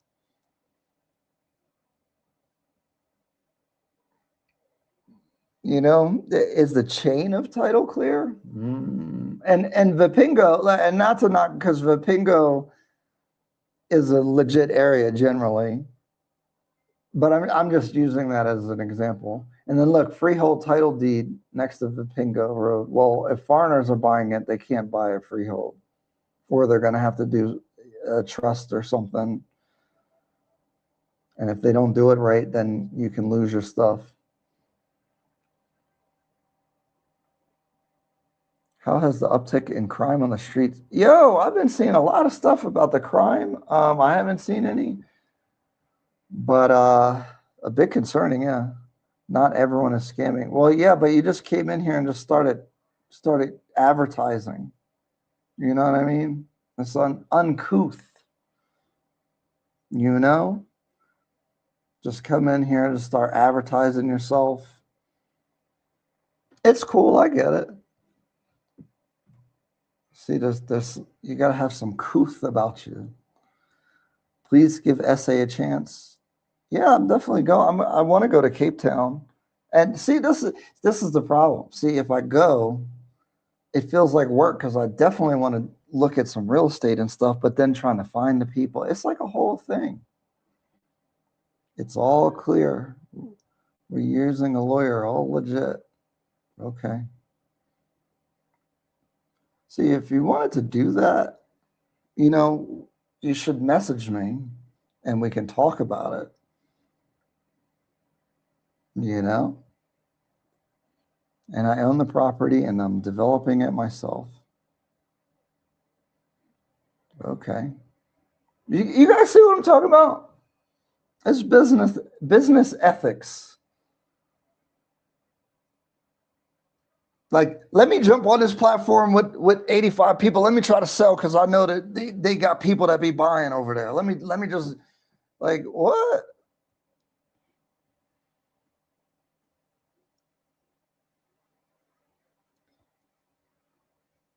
You got excited because you thought you could get some money.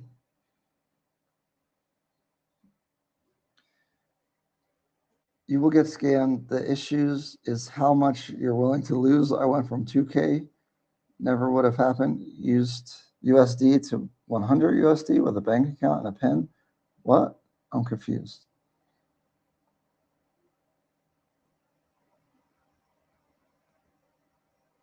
Stay out of Vipingo or this man gonna show you why they call him Killer Holmes. Look, he's still going. He don't even get what I'm saying. You see what I'm guys, I can't believe this actually just happens like that. You know, it's not a big deal. Like, but the mentality, like, I'm just getting mine. I don't care. Give me money. I got this. Buy this. You know, like, brother.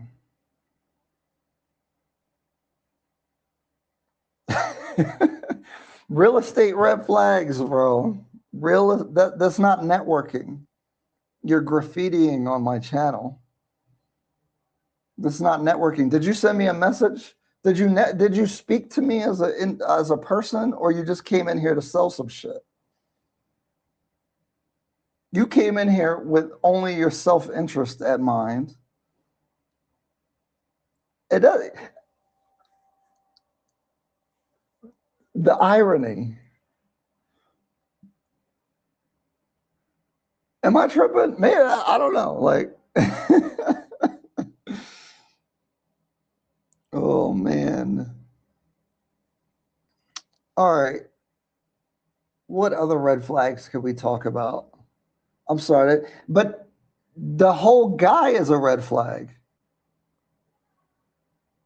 because that's how can I? This is the mentality that people have. So again, when people are coming here, they're being nice to you and they're trying to take your pockets. It's common sense when you have a deep understanding in an industry. If you're not in this industry, common people would not have common sense about. Yeah, that's what I've been realizing. Yeah, you know, I try not to block people. What else? So, did we want to talk about? We talked about the Airbnb situation, talked about how agents worked. The building safety thing. So, to address building safety, I know that's a big concern for people.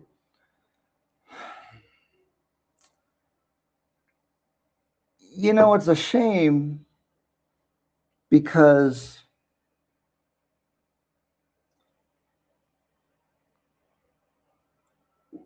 this is happening in the US, so I don't want to sound too negative about it because it's actually happening across the world. But the recklessness of journalism is very destructive. So I'll use the US first, so you guys don't think I'm picking on Kenya. Like, I don't know if the journalism was more accurate back in the day, like 70s, 80s, but today, you can, like when COVID happened, the amount of like, I don't even want to use that because that's like political and controversial. I'm trying to think of a topic where you just don't like, I don't know what to believe anymore because the journalism is just like for clicks and views. And so when that 85% of the buildings in Nairobi are unsafe came out by trade organizations, architectural organizations, civil engineering organizations. I don't know much about them. It scared a lot of people and has become a narrative. But where the heck is this report at?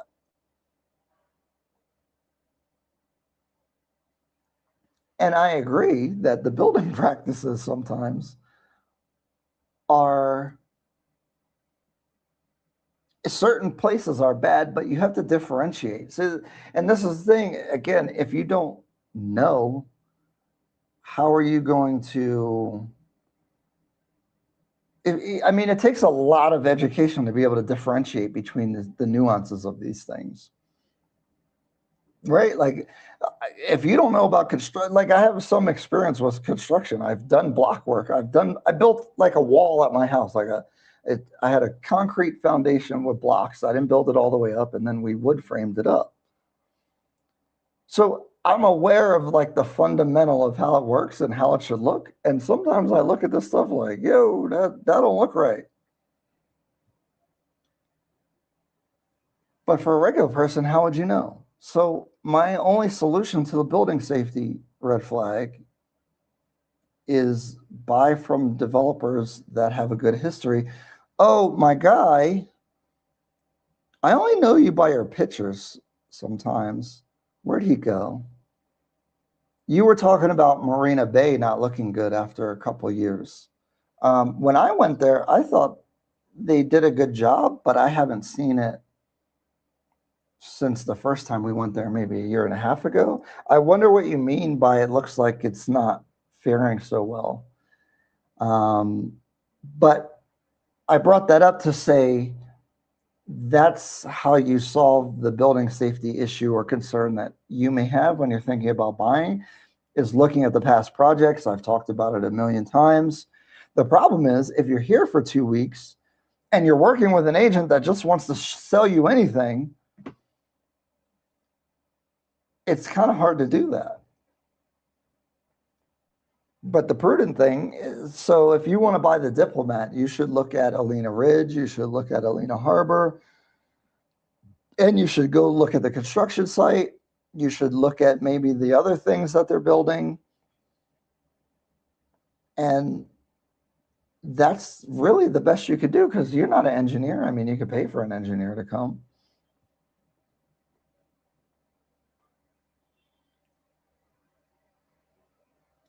They see us as walking bank accounts. Live example of a red flag. I think you need a podcast. Oh my gosh. He's not a scammer. You can tell by the way nah, he's not a scammer. If you block people, we couldn't have seen Freedom's growth from. Yeah, Freedom's been nice. What's up with that? Did we win him over? Freedom hasn't beat me in a while. He hasn't beat me up. And see, that's why you don't block people. Just like disagreement's fine. I've never heard of one building collapse in Nairobi, but there are several that have happened. That's what, yeah, exactly. Well, South Sea is Nairobi, I think. Oh gosh, my other work is calling me. I hope it's not too important because he's FaceTiming me. All right, hold on. I'm sorry, guys. Hello? What's up? Is the house? I'm doing something, but is the house gonna blow up?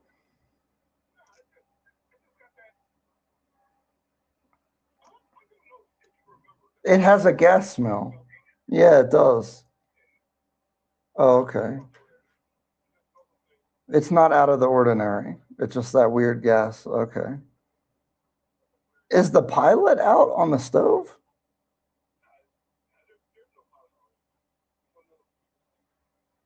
Oh, okay. Because I got like 3 calls that it smelled like gas in there. Probably got to like crack a window or something. I don't know.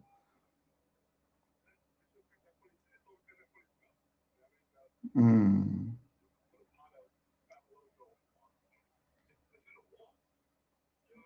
Yeah, he was smoking weed in there. All right. Well, I'm on a live. I don't mean to rush you off, but I appreciate you stopping by. Thank you, sir. I'll talk to you. Yeah. See you. Appreciate it. See you. Sorry, guys. See, property management. We have a house that was under property management, which is the best business, actually. I really like it. In the U.S., it's too much for here.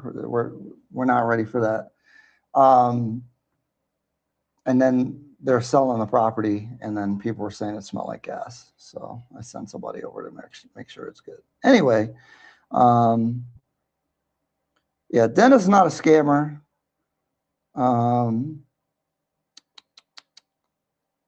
Several Nairobi buildings have collapsed recently. Karen had one, South Sea. Yeah, see, but, well, Karen's an expensive area, but South Sea, you know, media literacy is a huge issue because of the same reason you said earlier about people not having common sense. We need to encourage critical thinking. Yeah, but see, the problem is you can't even trust the institutions and their information, right? Because if an architectural firm is going to come out and say the buildings are unsafe, like, now I get a lot of messages about it, and I want to address it for people, but there's no way to address it because it's like it's a reckless claim that there is some buildings have collapsed because they're built poorly, and I've seen poorly built buildings. But you know, it's one headline, and then people just say, you know, and it's not, it's, I understand, like, if you're a layman and you're like, well, they say 85% of the buildings are unsafe. Well, every 8 out of 10 of the buildings I'm in are unsafe, is how you would think about it. I understand it. The problem is, even the institutions are being reckless. Now, the thing is, I don't know the history of journalism in Kenya or anything like that. So I noticed, like, well, now even in the US, the conspiracy theories, there's some truth to them there too. But I was going to say, it's, how do you believe anything? Because it's hard to get good references, is what I'm saying. So when you see stuff, again, media literacy, but you got to be really good at it now, because even me, I just don't form an opinion from seeing something. I'm just like, oh, maybe. I just have to say, oh, that might be true. I don't know. Journalists are human with human biases. That is why it's important to get our information. But I think the institution had more respect for itself before. That 85% of the buildings were unsafe. How they know that?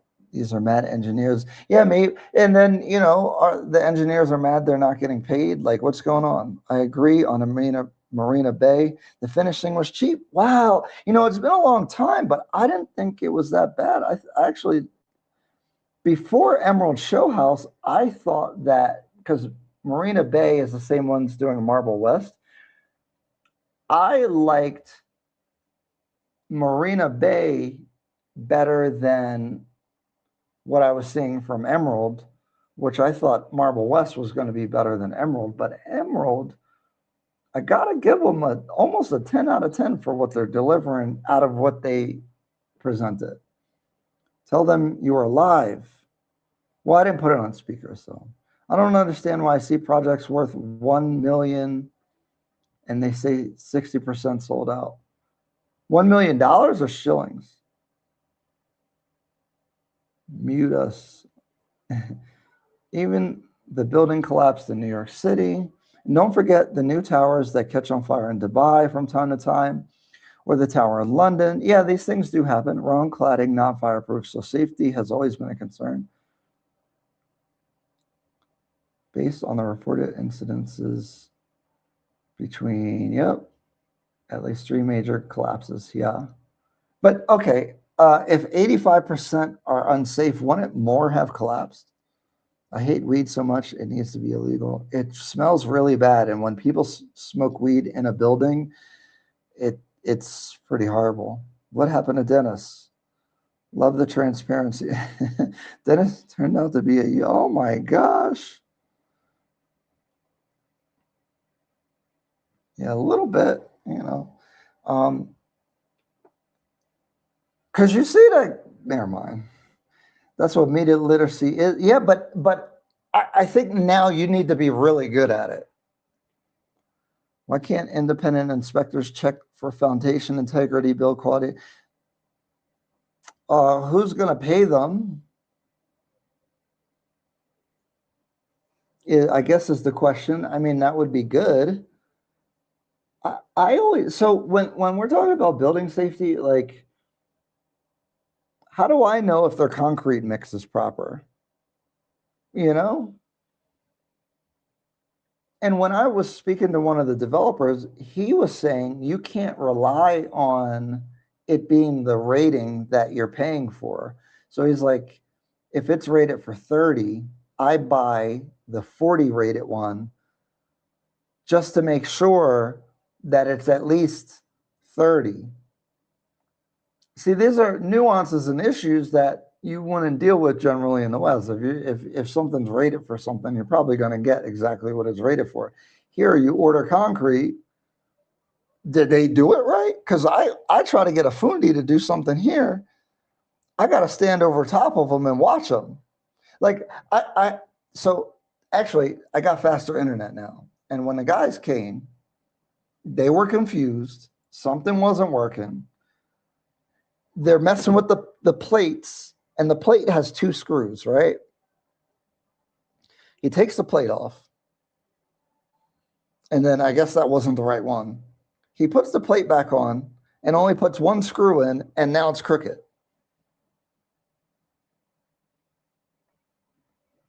And I'm just watching them. And then they go do something else, and the screw is just sitting on the TV stand over here. And I'm like, I just took it off and put it back down. And I'm like, what's up with that? Well, put it back properly. Like,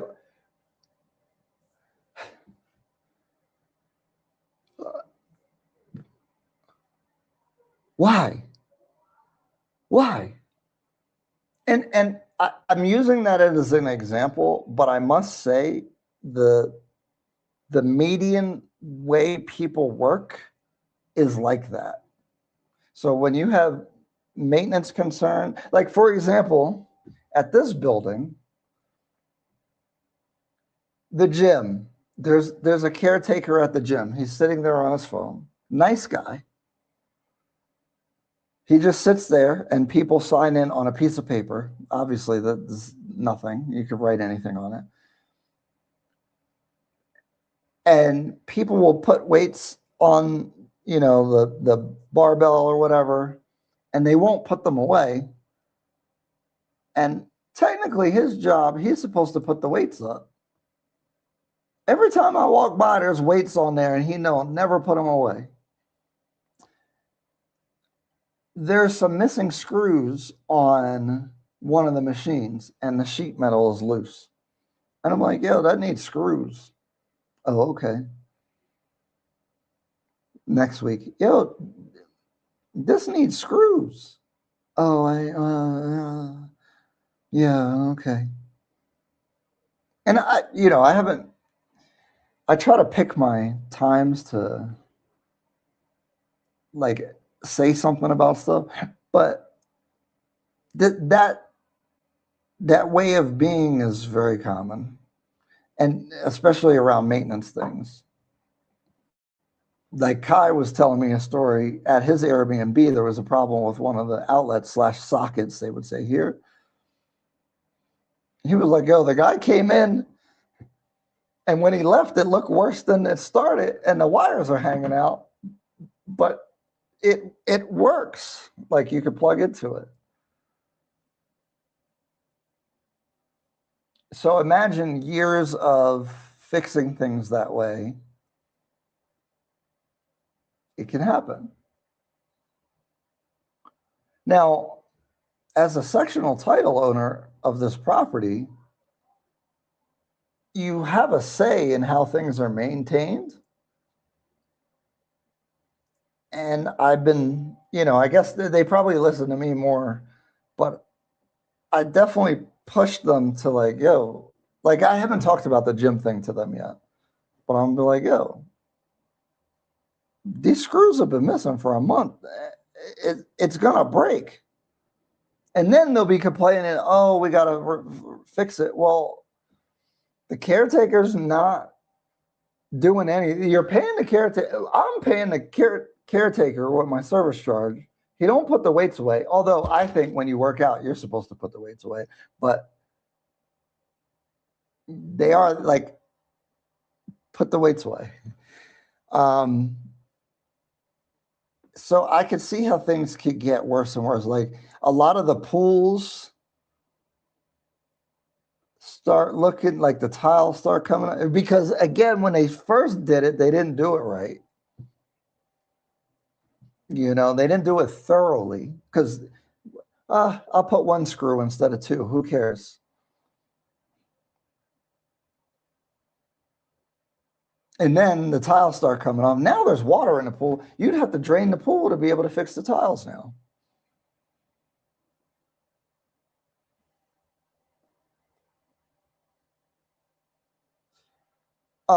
If you're looking for me for answers, I don't have answers about it other than work with the people that seem like they don't tolerate that kind of stuff by looking at their past projects. Also, I think like Amethyst, for example, they invested a lot into their show house and it shows. I mean, no, I'm sorry, their model, the sales office. I go to other development, it's in a junkyard. And the salespeople sometimes like seem less trained. Well, how do you think they're conducting the rest of their business? So maybe this, like to more sophisticated people, this sounds like common sense, but to someone that's not that familiar with this kind of stuff, they may not pick up on all those things, which is why we're going to be announcing something really big because we can help this problem and help guide people. It's not going to be a surprise. I keep hinting so much, but I'm not officially announcing it. I could take you guys through the whole thing too, but we got to get $150 on Super Chat for us to do that. And we're at $30.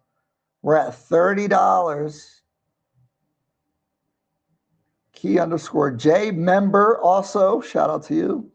And ALX with the $20 one. So we're at 30.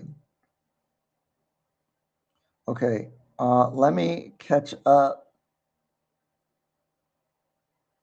Let me catch up with the comments now. Again,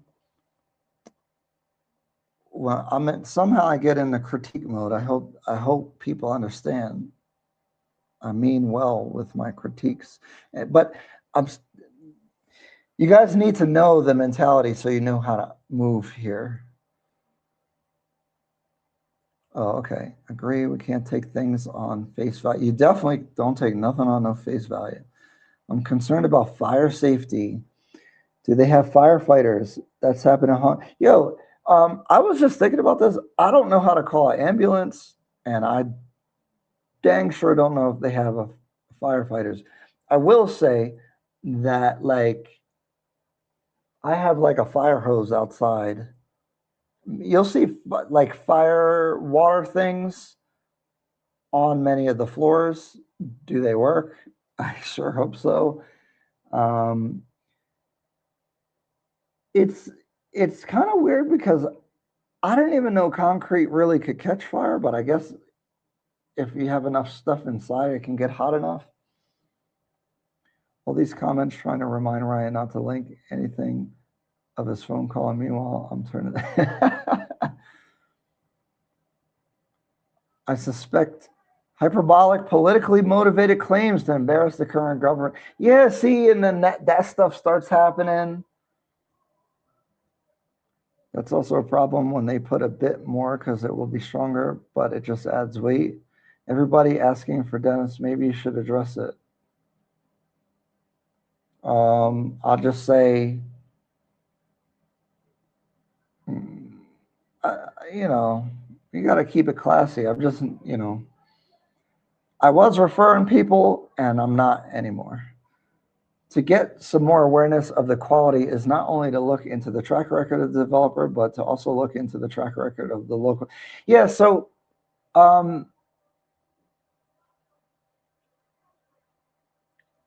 probably should talk to the developers more about that. I don't know how that part works.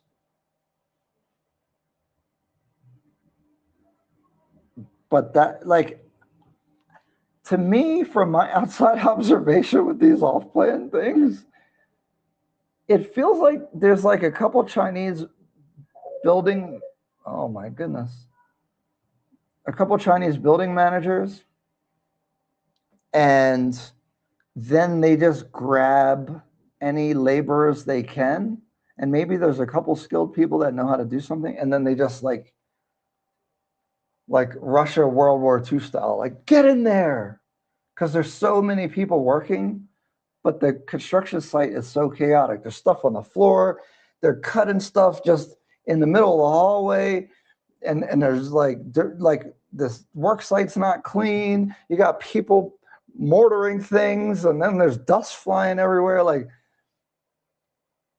it's quite chaotic. So is that a construction company doing that? I have no idea. County government engineers are to blame. Doesn't exist in the way. What? The 88 building owner is being sued by some American investors. They bought 10 units. The owner claims they missed their quarterly payments. I wasn't able to read the article because actually FKC sent it to me. I just didn't read like the whole thing. That's interesting. It's apathy because they're being paid such a low. No, I don't accept this low wage thing. I've done stuff for free. I do things for free and I do it the best I can. I totally reject that mentality. You are a reflection of what you create in the world. That's at least my mentality. When you put one screw in, you don't care. But what you create is a reflection of you. That's why you need 6 months off from Kenya. I'm about to have to be here quite a bit more for our launch. How's the ventilation in those gyms? My husband complained about the gym at the Airbnb. Ours is like all glass and windows, and it's really open. There's not a fan running, but it's pretty well. I think actually your husband comes up with some pretty interesting things, like the shower door, which I usually think about stuff like that. I didn't come up with that. So for everybody, the shower doors here most of the time push inward, and sometimes it's hard to get in and then close the door. I don't know. It's a small thing. It's not a big deal, but I never really thought of it, but it is a thing. My gym's pretty well ventilated, but I mean, there's no air conditioning, right? So I'm always hotter than I want to be while I'm working out. I don't like to be hot working out. I like to just be a little bit cooler so that I recover faster. I know some people like to be hot. I'm very nervous. I'm currently renting in Nairobi, may buy soon. I don't think, I think being nervous, and that's what I mean. I don't like those headlines because I don't think being nervous is a, I was going to say appropriate, but obviously like you can't help if you feel nervous. So it's okay to feel nervous. I think if you're armed with the right information, then you'll be fine, which has to do with this announcement I want to make at some point, but we're going to get there. Yeah, my Airbnb gym, all the gym equipment are falling apart and the building was completed in 2025, 5 years from now. Yeah. You know what, though? Because I've had some issues at my building with some of the things that they did. And I went and I said something about it. And then, actually, it's funny because many people came to me about some issues. And then I went to the management. No one else had complained. I'm the only one. So I sound like a oh, here comes the American coming here complaining. For some reason, people don't say anything. So if I own property there, yo, I'm paying a service charge, fix this. Someday you got to send the management company, a developer, their lawyer, email. Like, you got to do stuff. There's apathy, and mediocrity is very well accepted. But if you do, you got to do something about it. I can't wait to hear your big, beautiful. It's very big and beautiful. Yeah, Golden Mansion had a show house built. I agree, because you had told me that before I had gotten there. I was very not impressed. Red flags.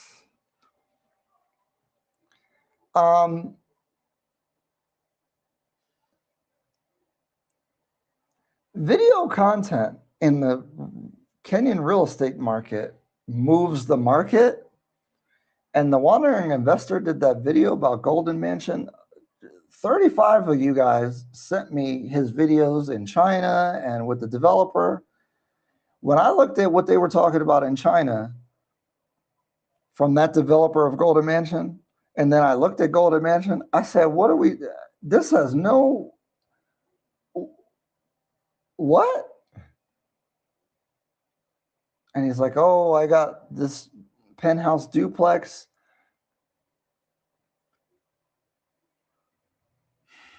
There's a lot of money flying around. And look, let me tell you guys.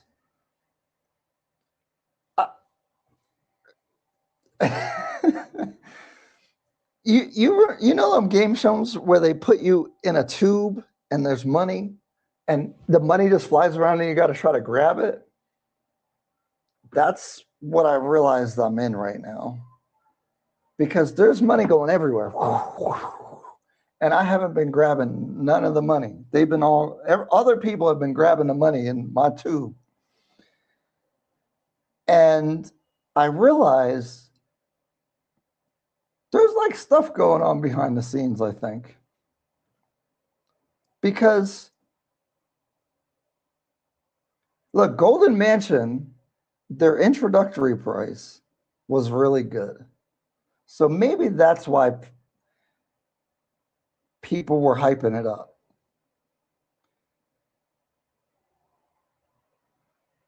But I feel like, this goes to the ethics thing, right? So me trying to enter this situation, you guys trust what I have to say, and that's important to me. So if a developer is giving me something, I think it's important to disclose that.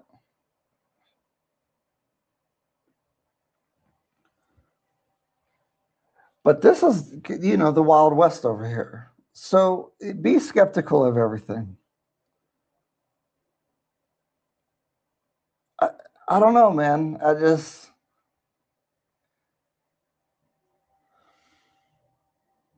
How do you go in that show house and be like, this is great, I'm buying? That's why I don't like properties with lots of amenities. Yeah, but I don't think the solution is don't do it. I think the solution is maintain the stuff properly. Yes, Ryan, there are firemen here and fire trucks also in Nairobi. I'm not saying there aren't. I don't know about that. I've never seen them. I hear them.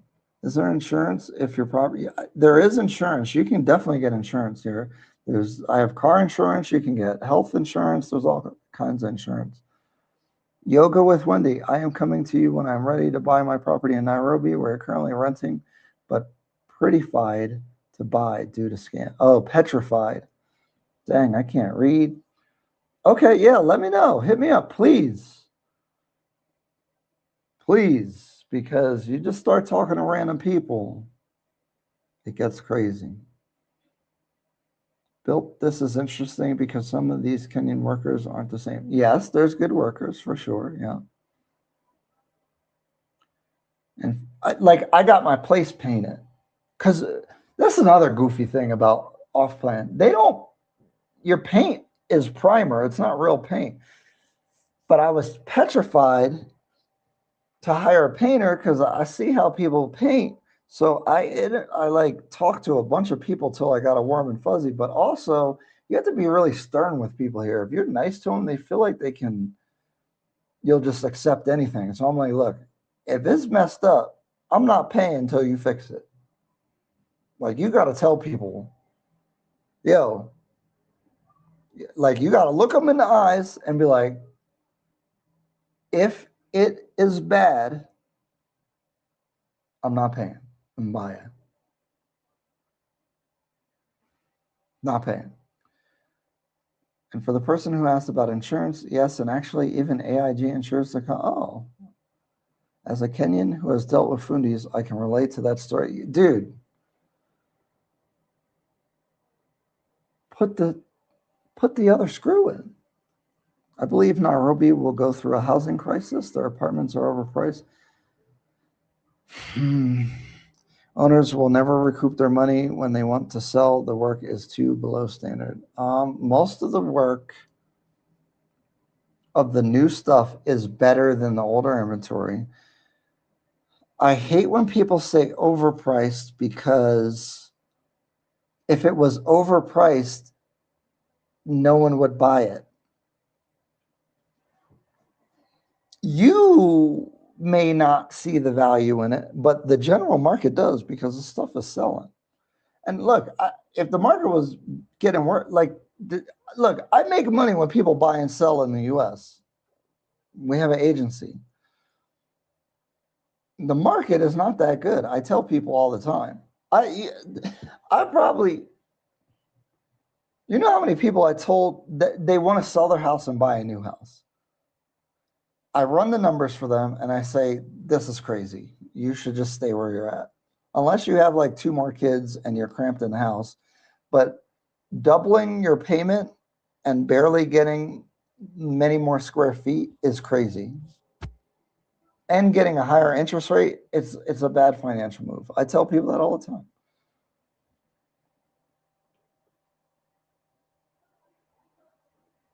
I'm a defend wandering investor. He has been posting post-purchase reports of every buy he makes to show his profits. Let's see the Golden Mansion report in 2028. I'm not totally coming at him. What I'm saying is something's kind of fishy. Like,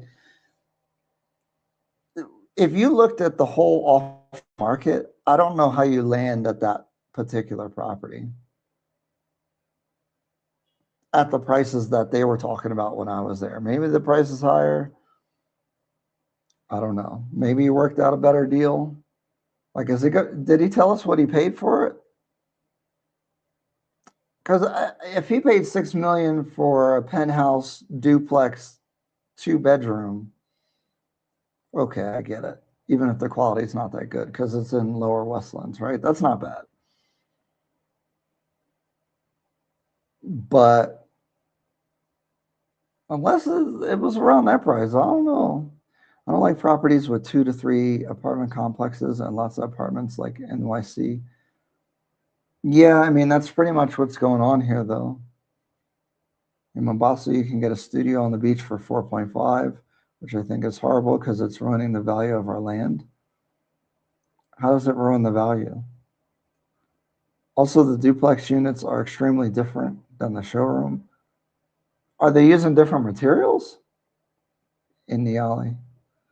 What's the profit margin for developers selling these units? That's what I want to know. What's the cost of construction? I don't know. I wish you would just say what it is instead of well, get them super chats up, or eventually I'm going to announce it. We're going to do a launch. Nairobi has some of the best prices in the world right now. I've looked at several other countries to purchase soon, and nothing needs. Yeah, I agree. I think Nairobi's value is really high. Obviously, the country's great. The people are great. The amenities, the things you can do here, living in Nairobi, like it's for what you're getting and what you're paying is a super value. That's why I don't like the overpriced thing.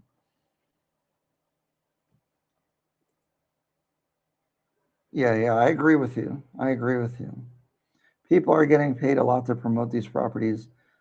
This is a big business, and I got to figure out how to navigate it properly, transparently. But guys, I'm collecting some bags. Okay, I'm gonna start collecting bags because when I seen some people, they was on vacation. They going to China. They was hiring more people. Where all that money come from?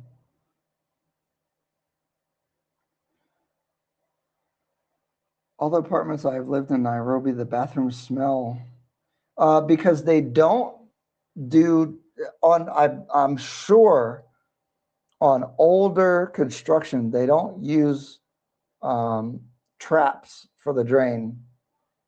There's a certain kind of trap. Is it a P or a D trap? The trap makes an air bubble at the drain so that the drain smell doesn't come back up. I've looked at some of the drains while it's under construction, and I've seen them without traps, and the trap stops the smell. He paid $175K for 3-bed penthouse, the one where they flew him to China. $175K is how many shillings? Because I actually only work in 175 USD to KES. When I'm here, I think in shillings for real estate prices, oddly enough.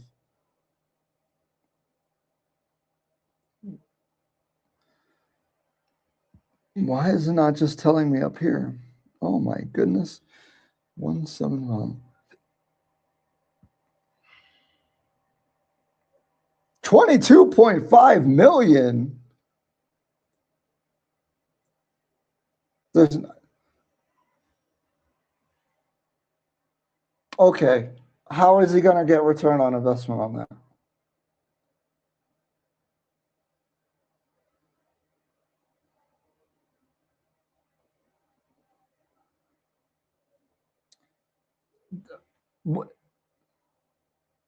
There's no way. How is that an investment?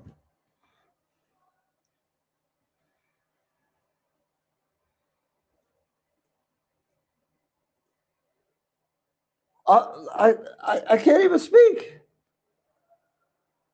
I didn't even know. I thought he paid like a real low price.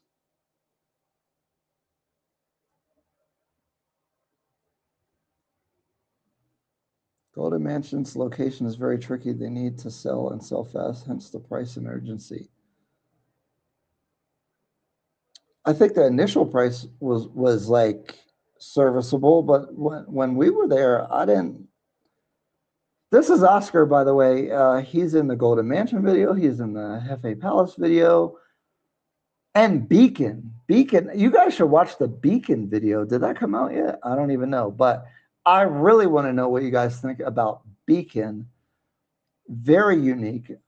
Thank you, Oscar, for taking me out there. I was not aware of that developer. I was not aware of that development. And it changed my perspective on the building quality and capabilities of some of these developers, because it was excellent. They had real wood door frames and doors, and it was really well done. So there's definitely the skill in the market and workmanship. To Freedom's point, if he's still here, maybe they got to find the more expensive fundis / contractors to do the work, because those guys did good. Dolomite, compare the Kenyan market to Ethiopia, please. Cannot predict who will go. Yeah, so this happens to everyone. So even me, I bought a lot of my real estate before 2020. And so when I look at prices now, I'm getting old. You see, I'm getting gray. I'm like, that price is crazy. I would never pay that. That's what happens, because your mind, like if you lived in Nairobi or around Nairobi your whole life, the prices are astronomical compared to probably what they were 10, 15, 20 years ago. So I understand when people are like, what? This is a crazy price.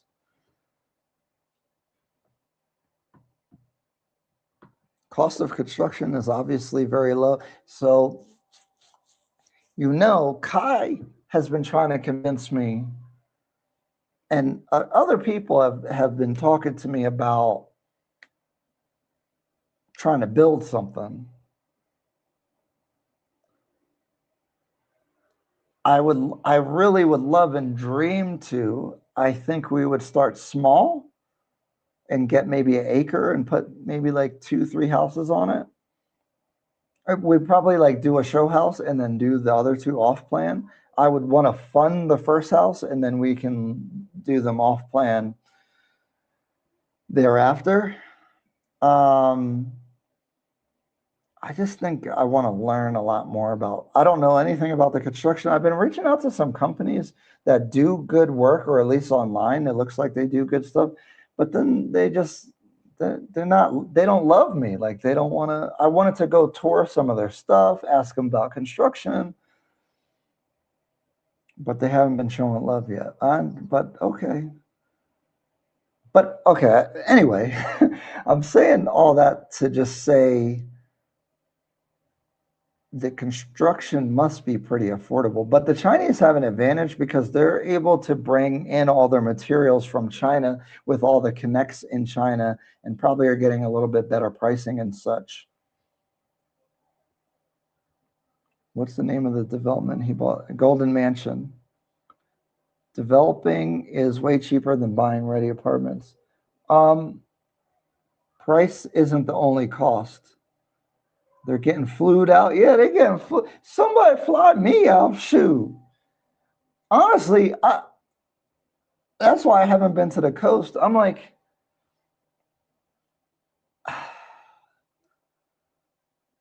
I want to do the content, but the idea of packing my stuff and going over there, and then I'm just looking at properties, and then I got to figure out the right people to meet with, and then they trying to put their hands on my pockets, and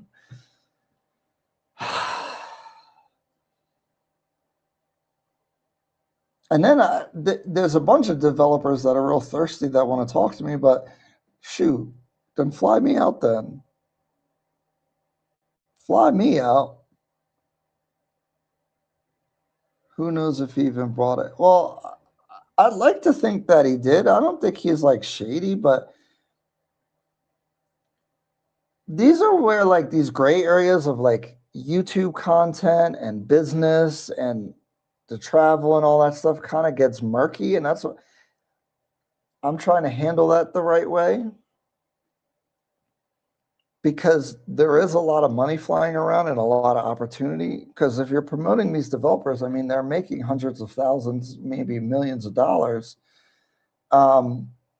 It's conceivable that they could give you a big bag to promote their stuff. And then no one's come to me and offer me a big bag. But I think about it like, how do I handle it as far as content? You know? I don't know. I don't know the answer to this question. I know that I would want to be transparent about it, but I think there's ways to do it without compromising the integrity of the channel. I don't know. But now you're saying exactly what I commented about: poor maintenance, poor staffing. Yeah, but the mistake that you made was that you were coming at me at the Amethyst video when they're one of the best at delivering on their promises, because you just wanted to attack me.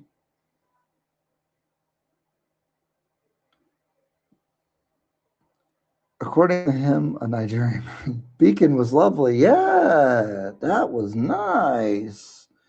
I mean, very high price, but again, you do sort of get what you pay for sometimes. So I could see, I see why the price is how it is. Interesting topic. Could be the waste management at the various projects you see at some developments like our. Well, are we talking about the construction? It's not really that it's trash. It's just like when I first started flipping houses and we did some of the work ourselves, I wasn't aware of how important it is to keep a clean job site. But it becomes, it's a professionalism thing. So like if a contractor comes in and doesn't clean up, working in a messy workspace can cause safety issues. You could trip, you damage equipment, you can lose stuff, you could damage the flooring, all that kind of stuff. So, but waste management, actually, somebody can probably make a lot of money to do waste management business, as a side note. Finishing was superb. It really was. And guys, be careful looking at videos as far as finishing, because you'll never see from the video the same way it looks in person. Wandering investor did buy. He is also involved in a separate real estate ecosystem in Nairobi. Yes, he definitely is in a separate system. That is done in French. I was surprised. Yeah. He doesn't deal with Kenyans. We've spoken about it. Not enough push from clients and agents, so developers haven't provided solutions. Yeah, it hasn't become a big enough complaint. Like at my building, it's kind of like crazy. People just, but I feel bad for the workers, to be honest, because you just put your trash in like this concrete building off of the gate, and then they come and they grab it by hand, and it's all messy. Oh, it smells, it's bad. Instead of having a dumpster, if you ever come to the coast, hit me up. Send me the, you want me to help you sell your properties, why don't you pay for my accommodations? How about that? How much will it cost to manage an apartment per month if I buy one? Are you doing furnished or unfurnished? If you're doing furnished, I think the going rate is around 20%. If you're doing unfurnished, you shouldn't pay more than 10%, but honestly, like, you could do it yourself. There's nothing to it. You know, like, if you're in a good development, you could talk to the housekeepers or like the building manager or whatever, and work out something where they maybe hold a key or something like that, and then you pay them a little bit, but you don't pay them. But you see, this is all the finesse you got to do. And someone that don't know anything is going to have trouble doing this. So if you're hiring a firm, 10% would make sense. That's what I was paying the guy for my unfurnished. It was 1 month's rent when they first got the tenant, and it was 10% of the rent thereafter. Guy was totally useless. The person ended up moving out. He couldn't get the place rented for like 2 months. As soon as I started engaging to get a renter, I got one right away. And he was like, maybe you need to lower the price, blah, blah, blah. As soon as I like, because I was like trying to let him just do his job. And then I was like, this is crazy. Let me just hop in and do it. Because I'm not from here. What should be in a lease? I went and figured everything out. I haven't had a problem since. Please build off-plan single-family houses yeah, I want to. Tagoni's too expensive. See, so for my first one, I think I would maybe do at the coast just because the acquisition cost is cheaper. And I'm sure we're going to make a bunch of mistakes. And if we broke even, I would be happy. It's a learning endeavor, but I think, especially because obviously we do content about it, if we can build to the standard I'd like to build, we could have a really good brand and reputation, and then build high quality single family homes, townhomes, duplexes, something like that. I was thinking about affordable housing, but the thing with affordable housing is you need to be really efficient. And I don't think I'd ever be able to be as efficient as someone that's from here and has lots of connections, or it would take me a long time. There's a monthly service charge you have to be as the owner, ranging from 7 to 12K. Wait, what are we talking about? Yeah, most places have service charges. Ryan, you need to sign an influencer agency to manage your deals and travel. Yeah. Y'all want me to help y'all make money. How about y'all send me some money first? Why the Chinese are more focused in Nairobi compared? Kenya is the best.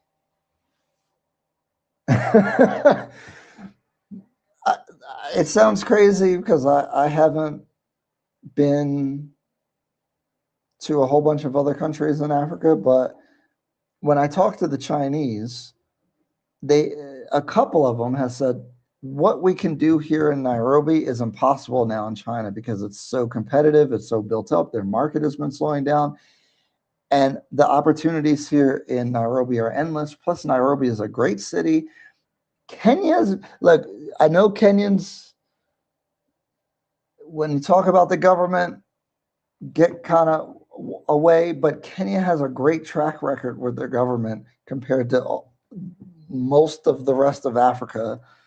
It's been business friendly. It's been more capitalist, that it doesn't have the communist influences that some of these other countries had. And the weather is mild and amazing and perfect most of the time. There's international business that comes here. It's the best. And because it's the best, more people keep coming. It's hot here at the coast.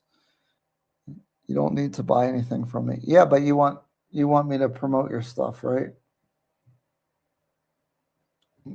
When you send me and I'm not taking the train. I need a flight.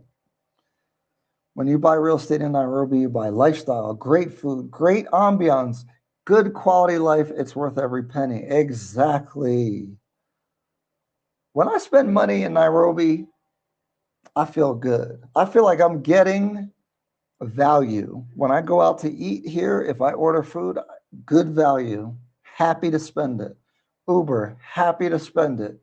Plus, I'm tipping a lot. Thank you. Happy to do it. And so I did a lot of criticizing, but that's just because the nature of this. I want you guys to be aware of some things. But it's the best. It really is. Maybe he was gifted the. No, I don't know, man. I shouldn't have even said it like that. But in the back of my mind, I'm oversharing.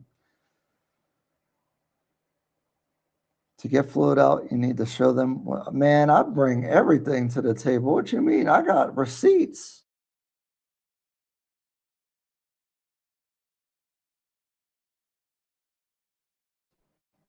What is happening? I'm on my cell phone internet. I depleted my whole bundle just now. Hold on, let me change my internet. I'm going to drop out for a second.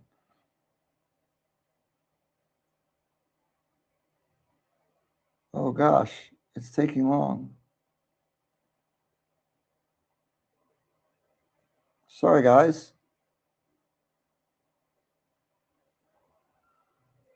No, I don't want that one. I want this.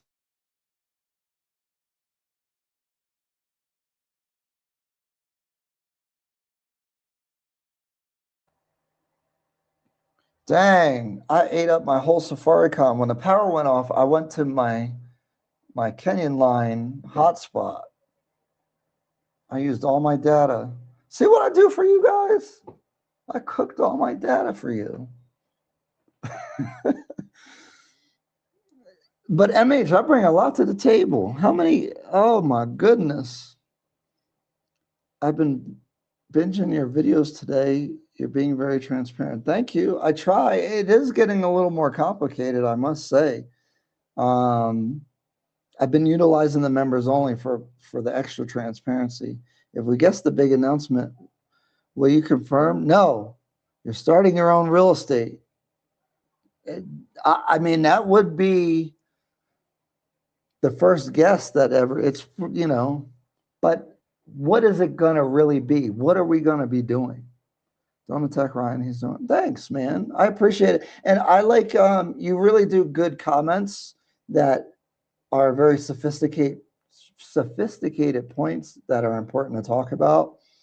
So I appreciate your input all the time. And if people have criticism, as long as it's fair, it's cool. Even if it's a little not fair. But some people just, you know.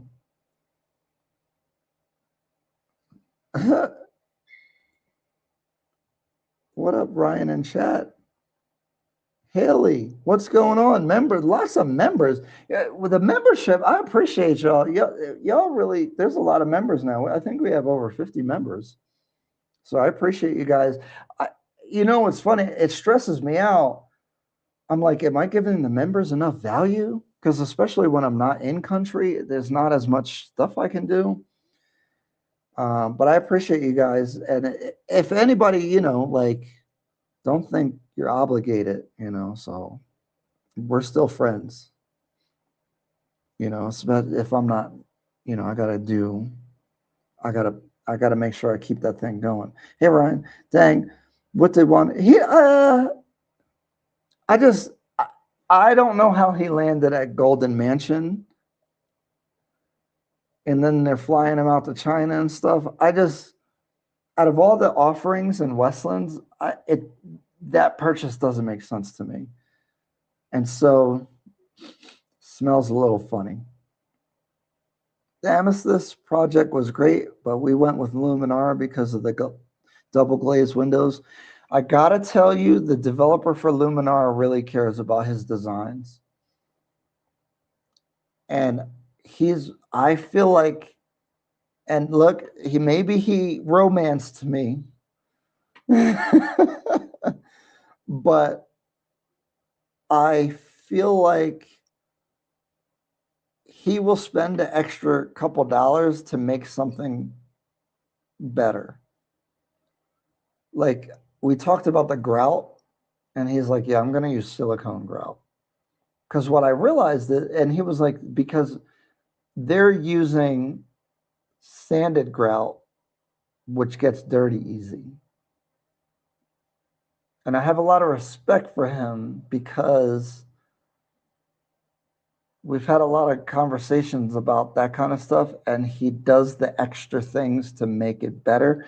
And look, this is just from my conversation. You still have to see what the project looks like, but I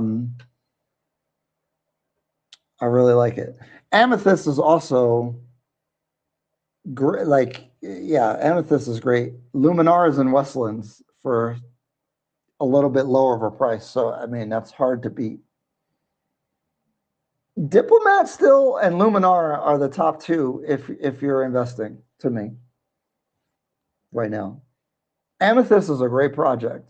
Like, you can have a lot of confidence buying there that you're going to get something good. But when you look at the pricing ratio, the offerings, what we think it will rent for, the Diplomat is still strong. Luminar is strong. And actually, I haven't put the video out yet. There's a place called Berkeley Residences in Kilauea. It's on Olotoktok Road. Unfortunately, a lot of it's sold out, but they had studios that were starting at $4 million, and that location's really good. I still need to do more background on the developer. They did Bahari Homes, or actually, he was part of the group that did Bahari Homes. So I had to. Now we got to figure out how involved they are. It's a lot of research for that kind of thing. But just from the offerings that they have, if you want to get in something really cheap, I don't think you can lose with a 4 million Kenyan shilling. That's like $35,000, 37, something like that. I mean, if you're going to take a risk. Now, I don't think their availability is that good. Actually, if you're looking to buy over there, hit me up because I have a good contact. But it's definitely interesting. Have you lived in Nairobi long, and have you bought your own place? I've bought my own place. I only live here quarterly. Every other quarter is kind of what I'm doing. My concern about Kiambu is crime. And we've been seeing a lot more crime. Like, I don't know if it's just on social media. They're talking about an uptick in crime. Again, back to knowing if things are true or not. Is it just become a trend that they're showing it more, or is it actually happening more? I don't know. How much would you be interacting in Kiambu, though? I kind of assume, like, if someone's going to live out there, they're still probably coming to Nairobi for most things. But, I don't know. I'll be there in a couple weeks and book with Dennis. If I decide I want to start a build and want you to assist, but won't be ready for a few months, should I consult while there? Of course. I meet with everybody. If you guys are here, I meet with everybody, and we have a good time. In my mind, I'm like, we'll hang out for like an hour or two. It'd be like the whole day at a restaurant or something. It's happened a couple times. So please hit me up. I love helping people. Also, I just love, like, I don't know. So, it's very rare people that come from a whole nother country to come here. And so we have like some kind of shared reason for being here and stuff. It's a really cool experience when I meet you guys. So definitely hit me up. Oh, here he goes. Don't get emotional. It is not about amethyst or whatever I was talking about. No, you commented on the amethyst video and you're like, you're not talking about the downsides. Well, it's the amethyst video, and it's one of the best delivering developers that I know of.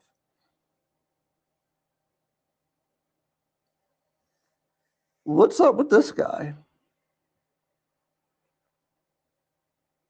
Oscar from Elite Sanctuary Realtors Limited was a great agent to have during our short time in Kenya. He was knowledgeable. He was not pushy.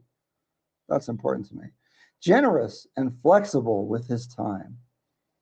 See? So MH, if you're still here, MH said he don't have personality in the video.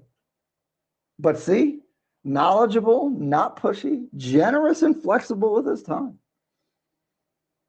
When is that breakdown video of your tenant property in Lavington coming? I have to sit down and figure out when I have a year of data. I think I'll just do a year. I look back at previous developers and critically assess where developers are doing what they say already people are saying. Yeah, why don't you make those videos? Because again, I've done that. I don't work for you, bro. We need to smoke out bad actors exploiting African. Oh my God. Here we go. Why don't you watch the content and you decide? Do you have 40 units? What? But he has a couple of colleagues that are Chinese and invest with him. What are you talking? Wandering investor? Top viewer. Oh. The grout guys established 20. Yeah. You know what the developers tell me? They're like, oh, we're using bigger tiles so that we don't have as much grout. And I'm like, that's better, I guess. But why don't you just do the grout work well?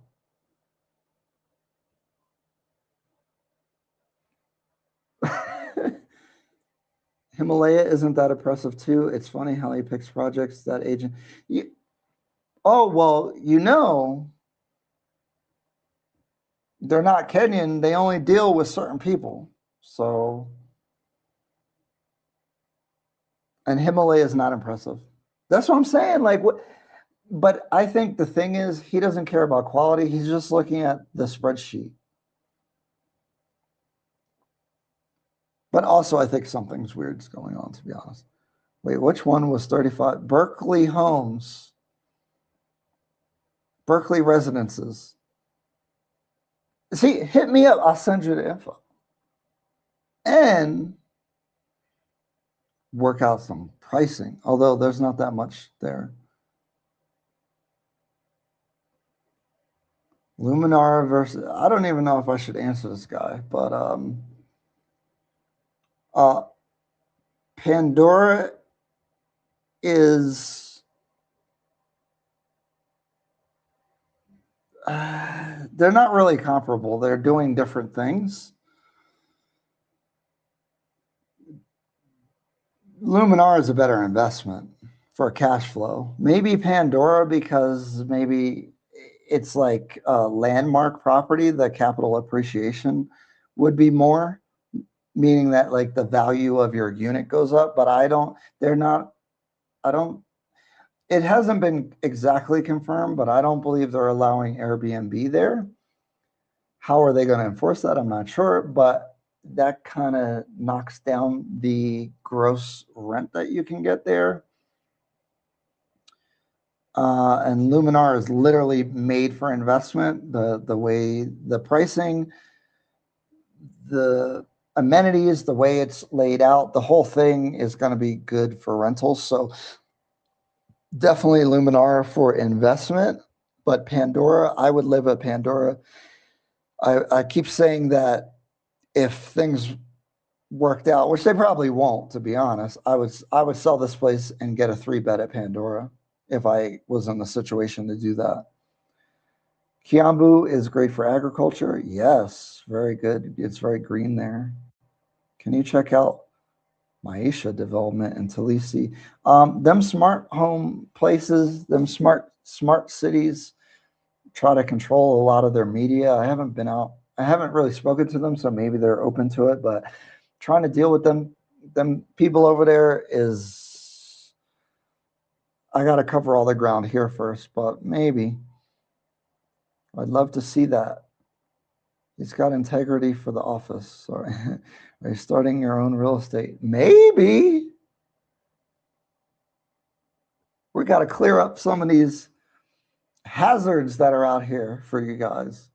Why is this Nigerian dude bullying you? I don't know what his problem is.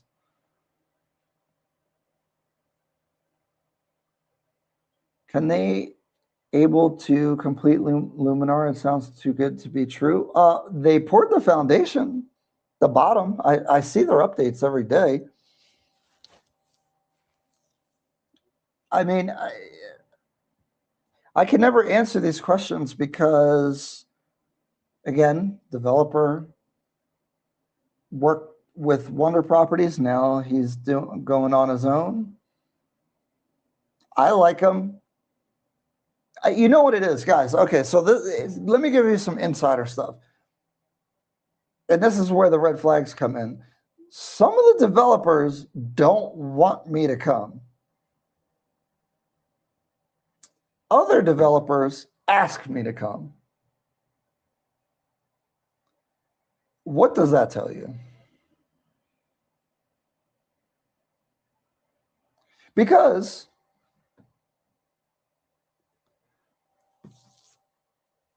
even though I only lightly criticize and I try to keep things in context, but if I don't think it's good, I do say I don't think it's good, especially in the newer videos with the should you buy videos that are in members only. If you're like really thinking of buying something, you should watch that video, because I try to give you the pros and the cons from different perspectives. But there's some developers that don't, like, I get it. Some have a media policy where they just want to control everything. That's whack. I still don't like that, but okay. But others, I think, are concerned about what I may say about them. And guys, this ain't the freedom of speech and all that stuff. Like, you can't just go up and be saying anything about anybody over here when you're at their stuff. So normally, there's certain projects I just don't look at.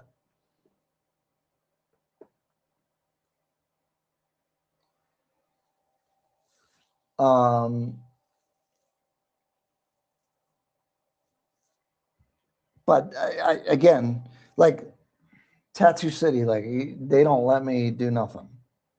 Verona, I do a video, they want me to take it down. And we liked it. It's crazy.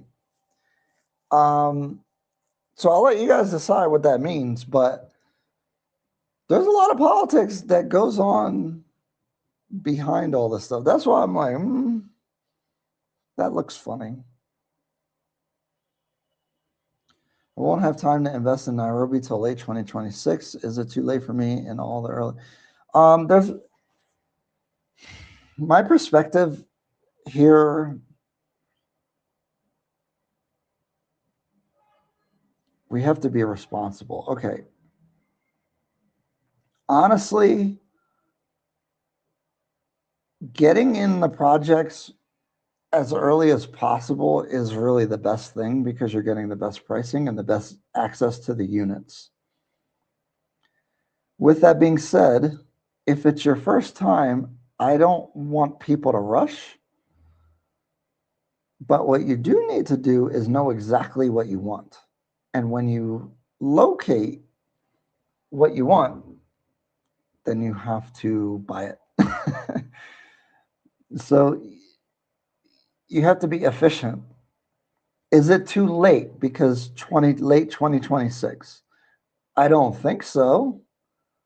I think that 2027 and definitely 2028, because the election is coming up, from what everyone tells me, things slow way down, business slows, real estate, people get scared to buy. Depending on the level of disruption, I think the market could definitely slide and slow down. So that could be a good time to buy. But then we have 2028, when a lot of projects, at least in Westlands, are being completed. Thousands of units are coming onto the market. And I could see a situation where definitely Airbnb prices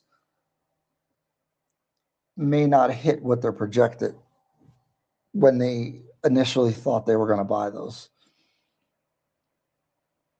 There is going to be heavy competition. I think it's much safer on the unfurnished. The thing is, Westlands is more catered to Airbnb, where it's probably more successful to do Airbnb in Westlands.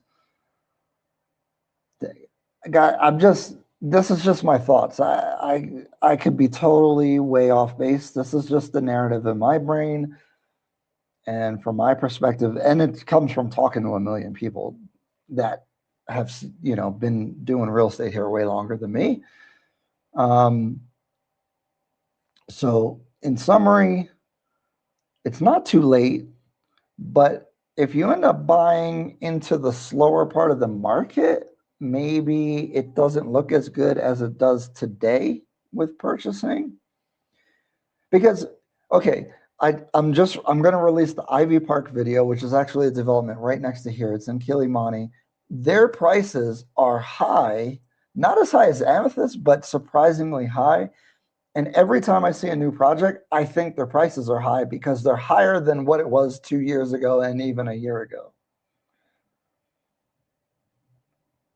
So as time goes by right now, the prices are really going up kind of significantly. With that being said, there's a lot of inventory coming in. So is this just going to keep? I don't understand it, because how can it keep going up with such a big amount of units coming on? But if you look at the population growth, and then you look at how many like foreigners and other people are coming and international business is coming, it could stay sustainable for longer than we think. I would love, see, guys, I'm not a super data analyst guy, but I think this is where we would need some smart data analysts to like, how many people are going to need apartments in Westlands? And who are they and how much money do they have? Like, that's the type of research that really needs to be done to answer this question and to be able to project. Haas Consult has a report that they do, but I think the report also needs to factor in population, the middle class in Kenya, how many foreigners are coming in, the international businesses coming in. It's very complex. And this is the one. So I always equate Nairobi to New York City. So if you look at like how New York City developed, and, you know, it just expands from the center, some of those concepts and some of the things that have happened with New York real estate, where, you know, Westlands is like Manhattan, right? So it's the most prime real estate. And then you have further out and et cetera, et cetera. I think those things are good to equate. But what's different is the rapid growth of Kenya's population, and people are waking up. People are coming to Kenya. And if they keep staying business friendly, whew, there's a lot of money coming. Well, let me see what Dr. Deca said. $20 super chat. Thank you so much. I appreciate it. You always, thank you. Thank you. I really do appreciate it. So now we're at $50. I don't know how much longer I'm staying on. We need 150. I'll do the whole announcement. I'll show you a website that I built by my own bare hands that I think is pretty good. It's actually not done. See, I'll even show you the website that is not finished. It's active, but it's not finished. And I'll give you the vision. I'll tell you everything that we're doing, okay? Because yes, I'm sure you can assume the type of business that we're doing, but I'll give you the vision and my hopes. I'm really nervous because I know if one thing doesn't go to someone's expectation, I'm getting bullied by the Nigerian guy and I didn't even do nothing, you know? So I can only imagine if we don't meet a really high standard of excellence and service, which this is my first time in another country trying to have employees and operate a business. I obviously have done in the US, but it's a whole different. This is why they say, oh, just go to Kenya and start a business. Okay, there's a million things that you got to think about. Yeah, man, I'm getting bullied. Like, what's up? Why is he bullying me? And see, in my old, I used to, you know, as a light-skinned gentleman, I used to be real light-skinned, but now I used to be real petty, but now I've stopped. I don't. especially online. I ain't fighting with nobody. Love your work, Ryan. You were in the military. Surely you can cope with a little. Yeah, but your criticism is unfounded.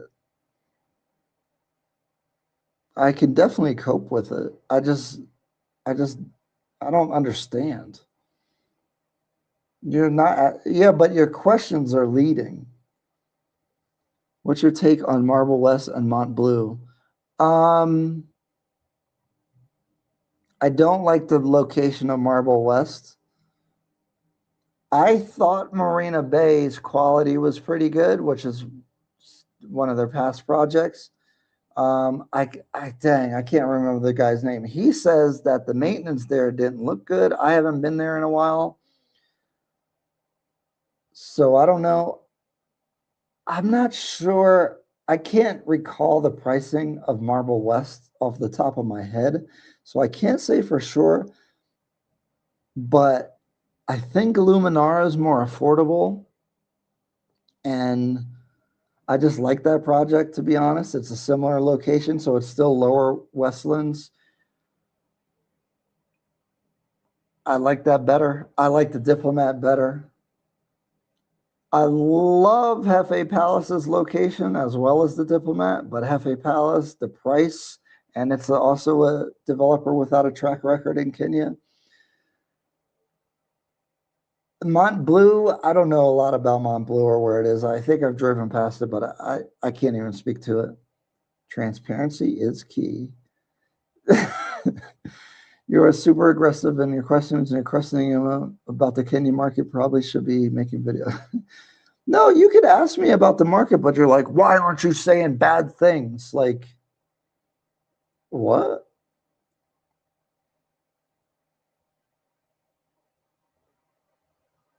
I'm okay, but it's like it's coming from a really bad place. It feels like that's what like you're making assumptions that aren't true because you haven't watched other videos.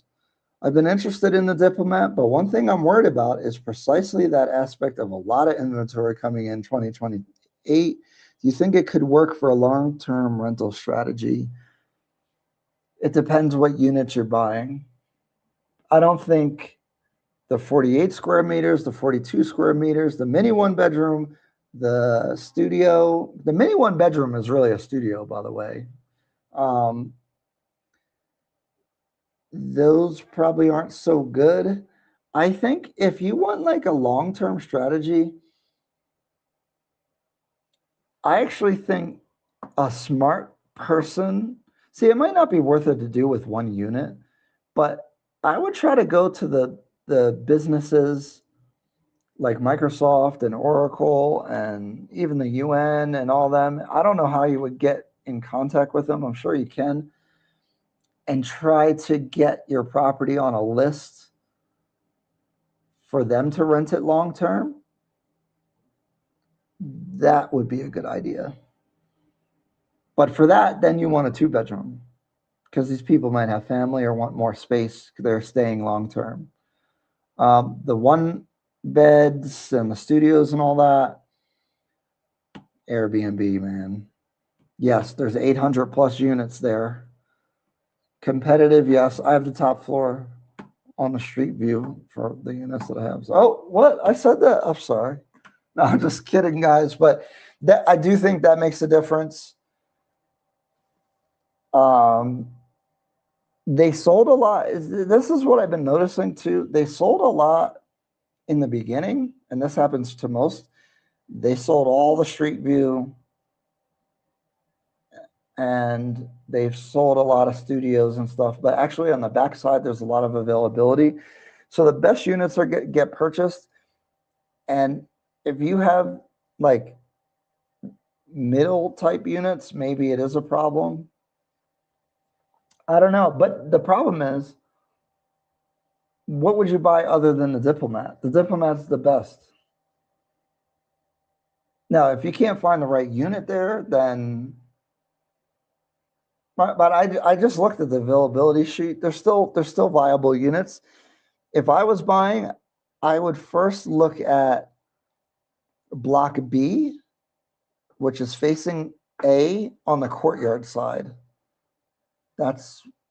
there's availability there, not that much, but that's the safest one to purchase right now. And then Block B facing opposite of Paponi Road, away from the main road. There's a lot of availability. I think maybe people think that's going to get developed. Have you heard of Morvara? No, I don't know that one. Sorry. I do try to write them down and check. But I'm so behind on videos. There's like 3 more. I'm actually, tomorrow, guys, I'm going to Kajiado County with Kia from Traverse Culture. She is looking at land for a medical retreat type thing, and it's in partnership with some company. I kind of forget some of the details, but I don't know if I'm doing content, but I'm just going to see what's going on. But she has a pretty cool idea about that with the medical tourism. Maybe they're like doing a campus or something. I don't have all the details, but pretty cool. You need a GoFundMe? Yeah, I need, honestly, I want to go to Kisumu and I want to do stuff at the coast. I need a GoFundMe for that. I sound like one of them passport bros asking for money to do stuff, but if y'all want to see content at the coast, I need some motivation. Somebody got to send me a bag, because otherwise I'm gonna just stay here. And now eventually I'll go on my own dime, but when I feel like it. I hate traveling. Hi Ryan, I got an offer letter from Hefe. What's no? See,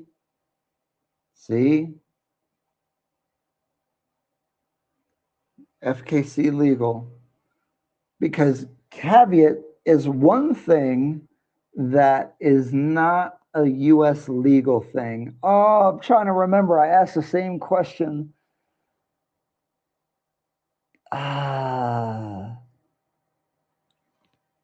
Don't quote me. My memory. It has something to do with title or something. I think. I've literally asked this question. Dang, I have not retained the knowledge. Here's an idea for a video, Ryan. A review of all the taxes, costs, etc. for running an Airbnb. Yeah, I would need I'll do that when I rent my Airbnb. I would do all that. Problem with taxes is that they keep changing the law and the enforcement of the law like every day. Oh, legal announcement.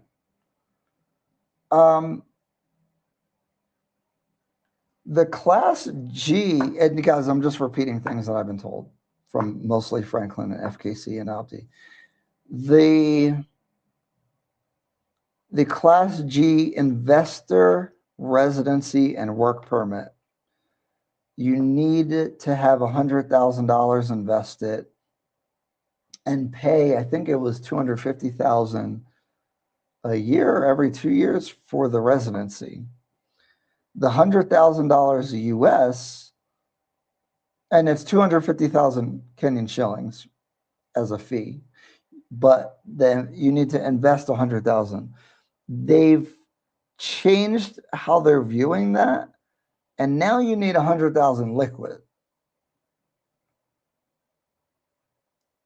And there are people that are caught in the middle of that change where they had applied for it when they were viewing it as, like for me, for example, I've spent more than $100,000 here and own more than 100,000 US dollars worth of property. I would no longer be approved for the Class G residency and work permit because they want to see 100,000 US dollars in a Kenyan bank account.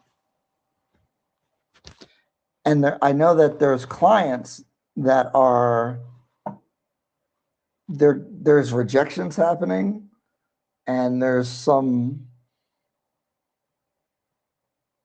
fights about when they applied and stuff like that. So I just wanted to make you guys aware of that. It's kind of causing a lot of problems for a lot of people. I rented my Westlands apartment very quickly in 2025, but I'm worried if all these properties get completed, it could be vacant. I think it's a legitimate concern, but we just have to see. I don't know. I really don't know. Generally, things don't happen that dramatically. Like, oh, everything's empty. I don't think that, I rarely think the extreme situation will happen. Well, also, I meant to say this earlier. If you're owning these properties outright, lower the price. You don't have a mortgage, so yes, your return on investment's lower, but I mean, no one's making you keep the price that high. Just lower it till you rent it. I'm not ideal, right? This is why I don't like the number projections. You guys know I don't like it because this emerging markets are different. Like it changes. They're changing the laws. They're changing the rules. They're building a whole bunch of stuff. There's an influx of currency valuation could change. There's a lot of things that can happen.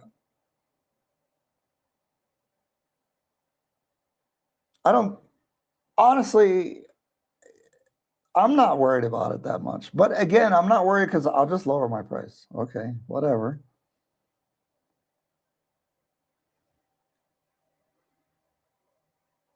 Like I don't think you're. Trust me, you lower the price enough, people are going to want it. What was your experience with developers? Are they willing to make amendments to the purchase agreement, pay per net square meters and penalties? Yes, you can get a lot. You can work a lot of those things into contracts. The net square meters thing is a problem. There's lots of. This is why. First of all, when they market, they're marketing gross square meters most of the time. Because now if you market your net square meters, you look worse than everyone else. So now it's a trend. Everyone's on gross square meters. Then we've had people calculate the square meters and it's not that accurate. I think that's a battle that's going to be tough for you to win, but you can fight for that to be in there, yeah. I don't think they'll price it pay per net square meter, but you can get the layout and the square meters listed as part of your contract and then make it enforceable that it needs to be that. You can negotiate that. I'm a little over my skis because I'm talking about legal. But that's the best understanding that I have, and I've seen this done. I've negotiated things before we were working with the law firm. I've had some basic recommendations for people because one thing on the contract, you sound like you're familiar with some of these contracts. They give themselves many outs for the completion date because it will say and or when they get the occupancy certificate, which could be much late delayed, and then the clock doesn't even start. I think you should always try to take that out. And there's some other best practices that we talk about. I definitely listing the square meters and the layout. And if you can, like the render of materials, all those things are good to get in there. Hopefully that's helpful. Every developer is different, but they are flexible to some degree. The purchaser agrees not to register a caveat or caution against the property's title. Oh, I can't answer the question accurately, so I don't want to mislead you, but You saying that makes me think it's like a cloud on a title, but I don't know how they do it. It's like a claim against your title, but I don't know enough about it. See, a lot of Kenyan law is very similar to British common law, which is similar to is the foundation for US law, but that particular item, I think they have something like that in the UK, but we don't have that word that I'm familiar with. FKC Legal will be in Kenya in May 2026. So all these calling me a scammer. See, you're walling, bro. See, look, you're threatening people. See, now you're being emotional. Why are you being emotional, bro? Yeah, he's not gonna fly me out. He just want me to make him money. Can you say something on how the payments for the properties are being made? The foreign investor. Oh my goodness, the banking and wiring situation. I did a consultation with someone from Sweden, and he was like, the EU rules have Kenyan banks banned. And I was talking to Franklin about this because he was telling me he was having problems with some people in Canada. Their banks aren't wiring money to Kenya either. Let me take some credit because I came up with this.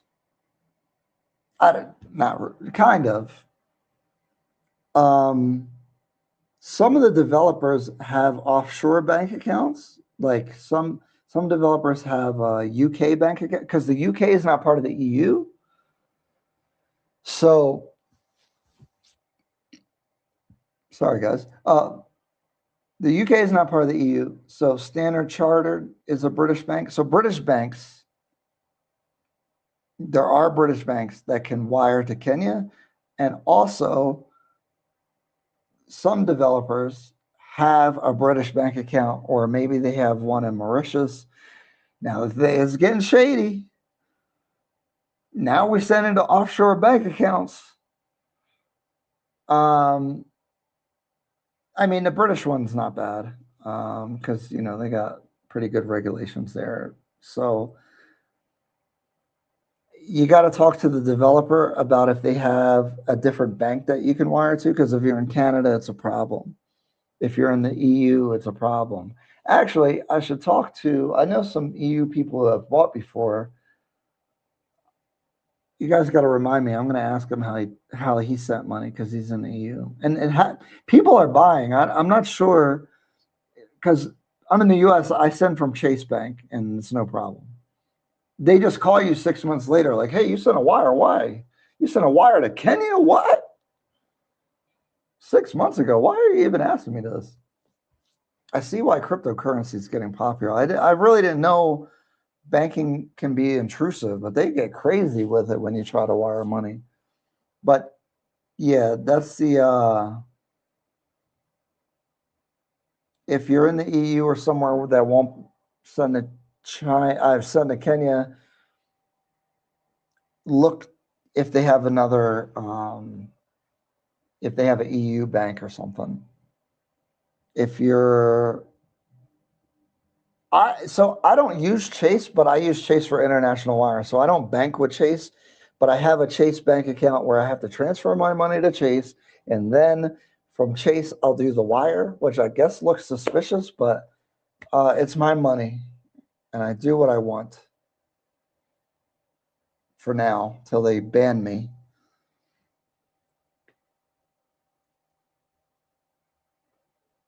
Martin says you use Wise, but do they kill you on the exchange rate? And how do you send so much money? How do you send the 20% deposit?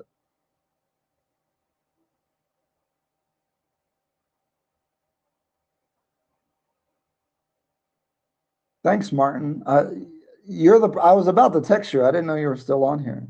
3 hour, 4 hours almost.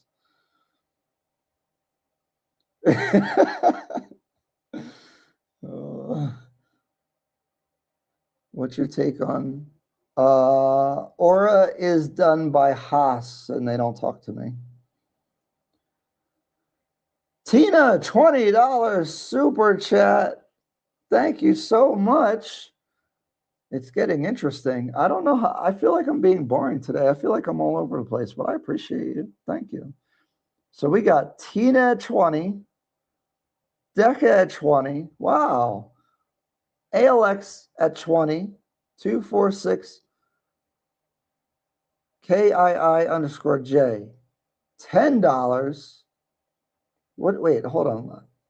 I'm tired, guys. 2, 4, 6, $70. We're almost there to the announcement. We need 150. I'll walk you guys through the whole business.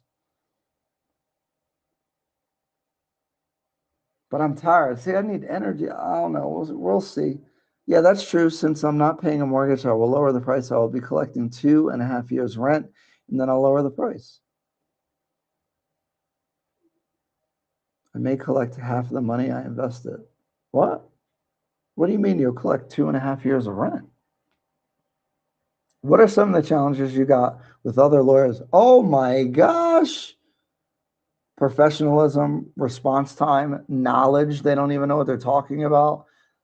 They tell me things that are clearly wrong. One lawyer that works for the developer, actually, I don't know how they work for this developer, was like, oh, my computer's broken. I have to use my friend's. I'm going to send you a message from my friend's computer. Like, your dog ate your homework? Like, you're not, like, why are you telling me this? And why are you having these problems? Like, just because they're a lawyer doesn't mean anything, is basically what I'm getting at. And I've met with bunches of them. I've tried to, and then they'll price gouge you too. They'll tell you they're going to do something and not do it. Like, don't trust them. Obviously, there's good lawyers, but if you just pull a lawyer out of the hat, there's a 60% chance it's going to go bad for you. And you want, like, if you're not doing your own research, see, I check everything. I research everything. So when they tell me something, I'm like, I research, I ask 2 other lawyers. So I have an account with a wealth management firm that has lawyers, and I ask them. I'm like, is that right? They're like, no. Well, done with that. So that's probably the best thing I've done being here is I talk to everybody and I maintain some communications with all kinds of different people, professionals, and I ask them all the same question, and then I smash all the answers together and figure out what makes sense. And when people say things that don't make sense, I'm like, I don't think they know what they're talking about. Again, in the West, you could normally trust that the lawyer at least knew a little something. Kenya, I don't know. It's the Wild West. What things to consider when I sign offer letter to buy apartment? The offer letter is not that crazy. It's the contract that you really need to be concerned with. The completion date, penalties or enforcements on delays. You want the layout in there, the square meters. What are some other? I don't like that force majeure clause. Sometimes you got to look at it. Basically, it's like acts of God, but sometimes it's so vague it could apply to anything. It'll say like currency fluctuations. What does that mean? How is that defined? I don't like that. Again, this is stuff that FKC Legal or any lawyer that's good can help you with. What are some other? What are some other issues on contracts that commonly come up? The amenities. You want it to be articulated what the service charge exactly is paying for, because they could turn around and try to charge extra for certain use of amenities, and I've had a fight about that. Luckily, the contract was in my favor. I am from the EU. I use Wise. I can recommend Wise or TapTap. That sounds expensive. They don't want the money leaving the West. No, they don't. And yeah, that banking discrimination against Africa is crazy. Like, I have to use a VPN to even log into my bank account when I'm here. I paid 8.5 million Kenyan shillings in Westlands in 2023, and property was completed at the end of 2025. It took forever. How big and stuff? Because that's a really good price. If it's a 2-bed, a 1-bed is still pretty good at 8.5. Have been using Wise and Revolt, even for 20% deposit, faster, 1 hour, and the cash is credited in Kenya. Are they giving you the proper exchange rate, 129 or 130? I imagine you can lose a lot of money that way. Wise is good direct from UK bank. Oh, The exchange rate on Wise is pretty good. They sometimes need more documents and a few business days. Oh, okay. See, look at that. The community answers the questions. But when you say pretty good, are you getting the true exchange rate, or are you getting like 124? The caveat means that you as a buyer agree to not take any action against the property's land title in the event of a dispute. Oh, I don't know if that's verified, but now that I have Kenyan bank account, I use TapTap Send a lot. It's no fees to send to a Kenyan. Yeah, once you have a Kenyan bank account, then you can send the money there. Then you're good. But opening a Kenyan bank account, FKC Legal, or somebody's gonna like, you can't just go in the bank and open an account. Why does Herthig say member for 4 months? That's cool. Thanks, Tina. Exactly. Is Wise better? I'm using Remitly when I want to load some of my M-Pesa sometimes, but they give me 124 instead of 129, so I'm losing money. So when you send a lot, you could lose like hundreds or even a couple thousand. There's some good competition and the best exchange. Oh yeah, I'm not sending no money at 124. I'm not sending 20%.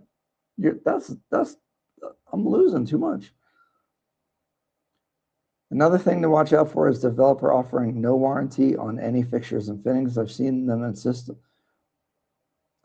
insist on the, yeah, you need at least 6 months. That's crazy. I haven't seen it not have 6 months. You definitely need that. And it should be from 6 months from handover, not completion. I've got 128. Oh, that's good. Wise is 129. Oh, okay. That's good. Oh, okay. That's good. That's good. Wow. Thanks for all the super chats, guys. I really appreciate it. So cool. Thank you guys so much. It's been really fun. I got tired all of a sudden. I'm old. I got to get up early too. How's Leo apartment so far? And are you intending to sell it? I don't really have a reason to sell it. It's been renting at 65,000. No issues from the tenant since I had the issues with the property manager and the first person moving out. All's been well. Renting 65,000. I think the service charge is what's the service charge over there? 4? I think it's 4,000, maybe 5. And yeah, just making money. Not a lot, but just doing his thing. In the owners group, they complain about a whole bunch of things, the maintenance, and I probably should be more bothered by it, but it's just doing what it does. Some people pay off just to get a certificate or degree. I guess. I don't know.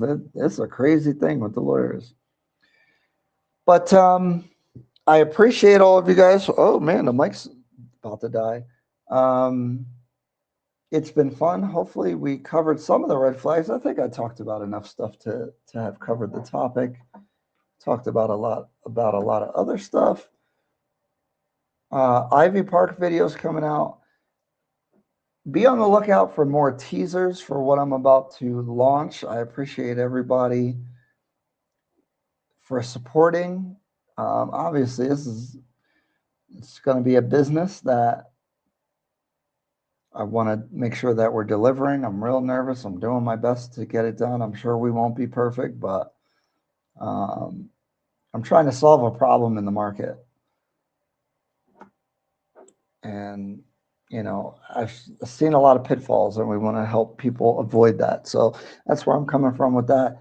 The content's, I guess the amount of content has been okay. I have a lot more, but I haven't trusted an editor to edit my stuff yet. So I've been interviewing employees, been working on a lot of stuff in the background, plus still doing site visits, meeting with developers. I'm trying to keep the content consistent, but it's been tough. If you guys want to support the Coast Tour or the Tour to Kisumu, feel free to do a super sticker, super chat, whatever.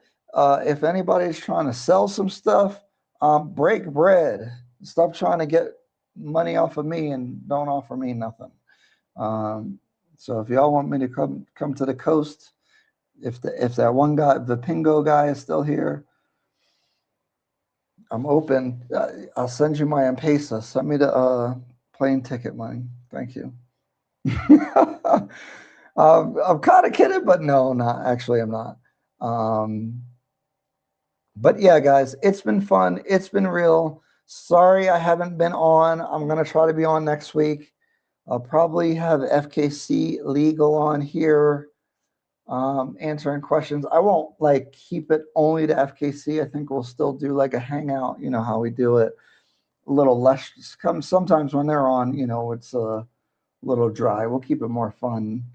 And that's all I got.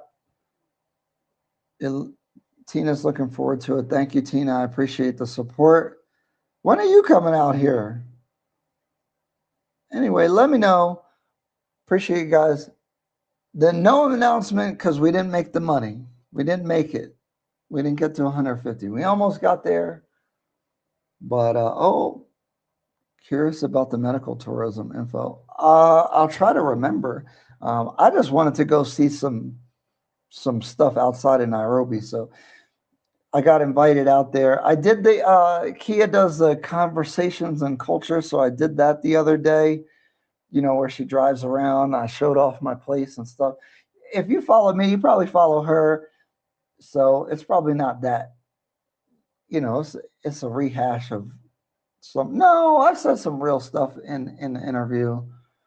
But check that out when it comes out. I'll repost it. I can't say soon though. Oh, dang. You're tired because you've been talking for 4 hours. Yeah, it gets tiring.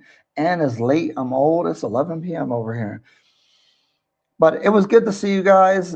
You guys gave me life, especially the super chatters. Even the one guy halfway trying to bully me, you know, it's okay. I hope this remain transparent and helpful for everybody. But to be transparent, I'm about to collect some bags. I'm about to overcharge for what they did to the Cold Crush. They ate my lunch. I'm about to eat some of their lunch.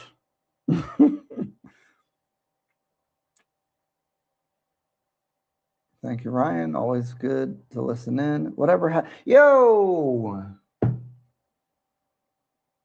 So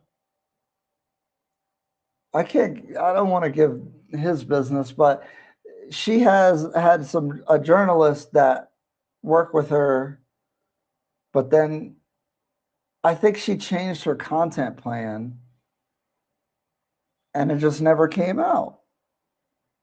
So I don't know what they did. Like, I actually just asked about it recently, but the guy that was working there doesn't work there anymore. And I assume that because they changed, she went out, she's doing the holistic thing with the land and everything, which I'm interested in as well. I don't know if it fit their new content plan. So I think that's what happened. Dang, Oscar's still on here. Keep up the good work. Thank you. Oscar's like, dang, Ryan being messy today. They say pay 20% when I sign the offer letter after that contract. No, no, no. You should do the small deposit. You shouldn't do the 20% until you have the agreement of sale. Offer letter is the summary, and then you should get a contract that has everything.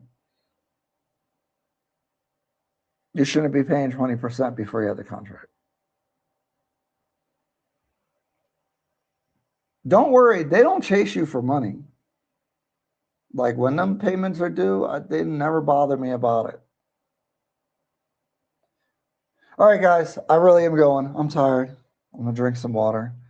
Good night. Oh, hit me up if you guys have questions. You can hit me up now.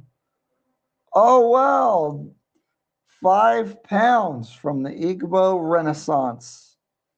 Kenyan government needs to learn from Dubai and stop taxing foreign investment to death. So here's a super chat so you don't keep crying.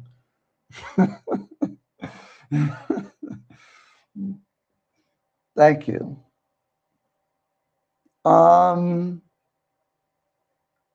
That is a thing. African countries have kind of high taxes that make it a bit challenging. That is true.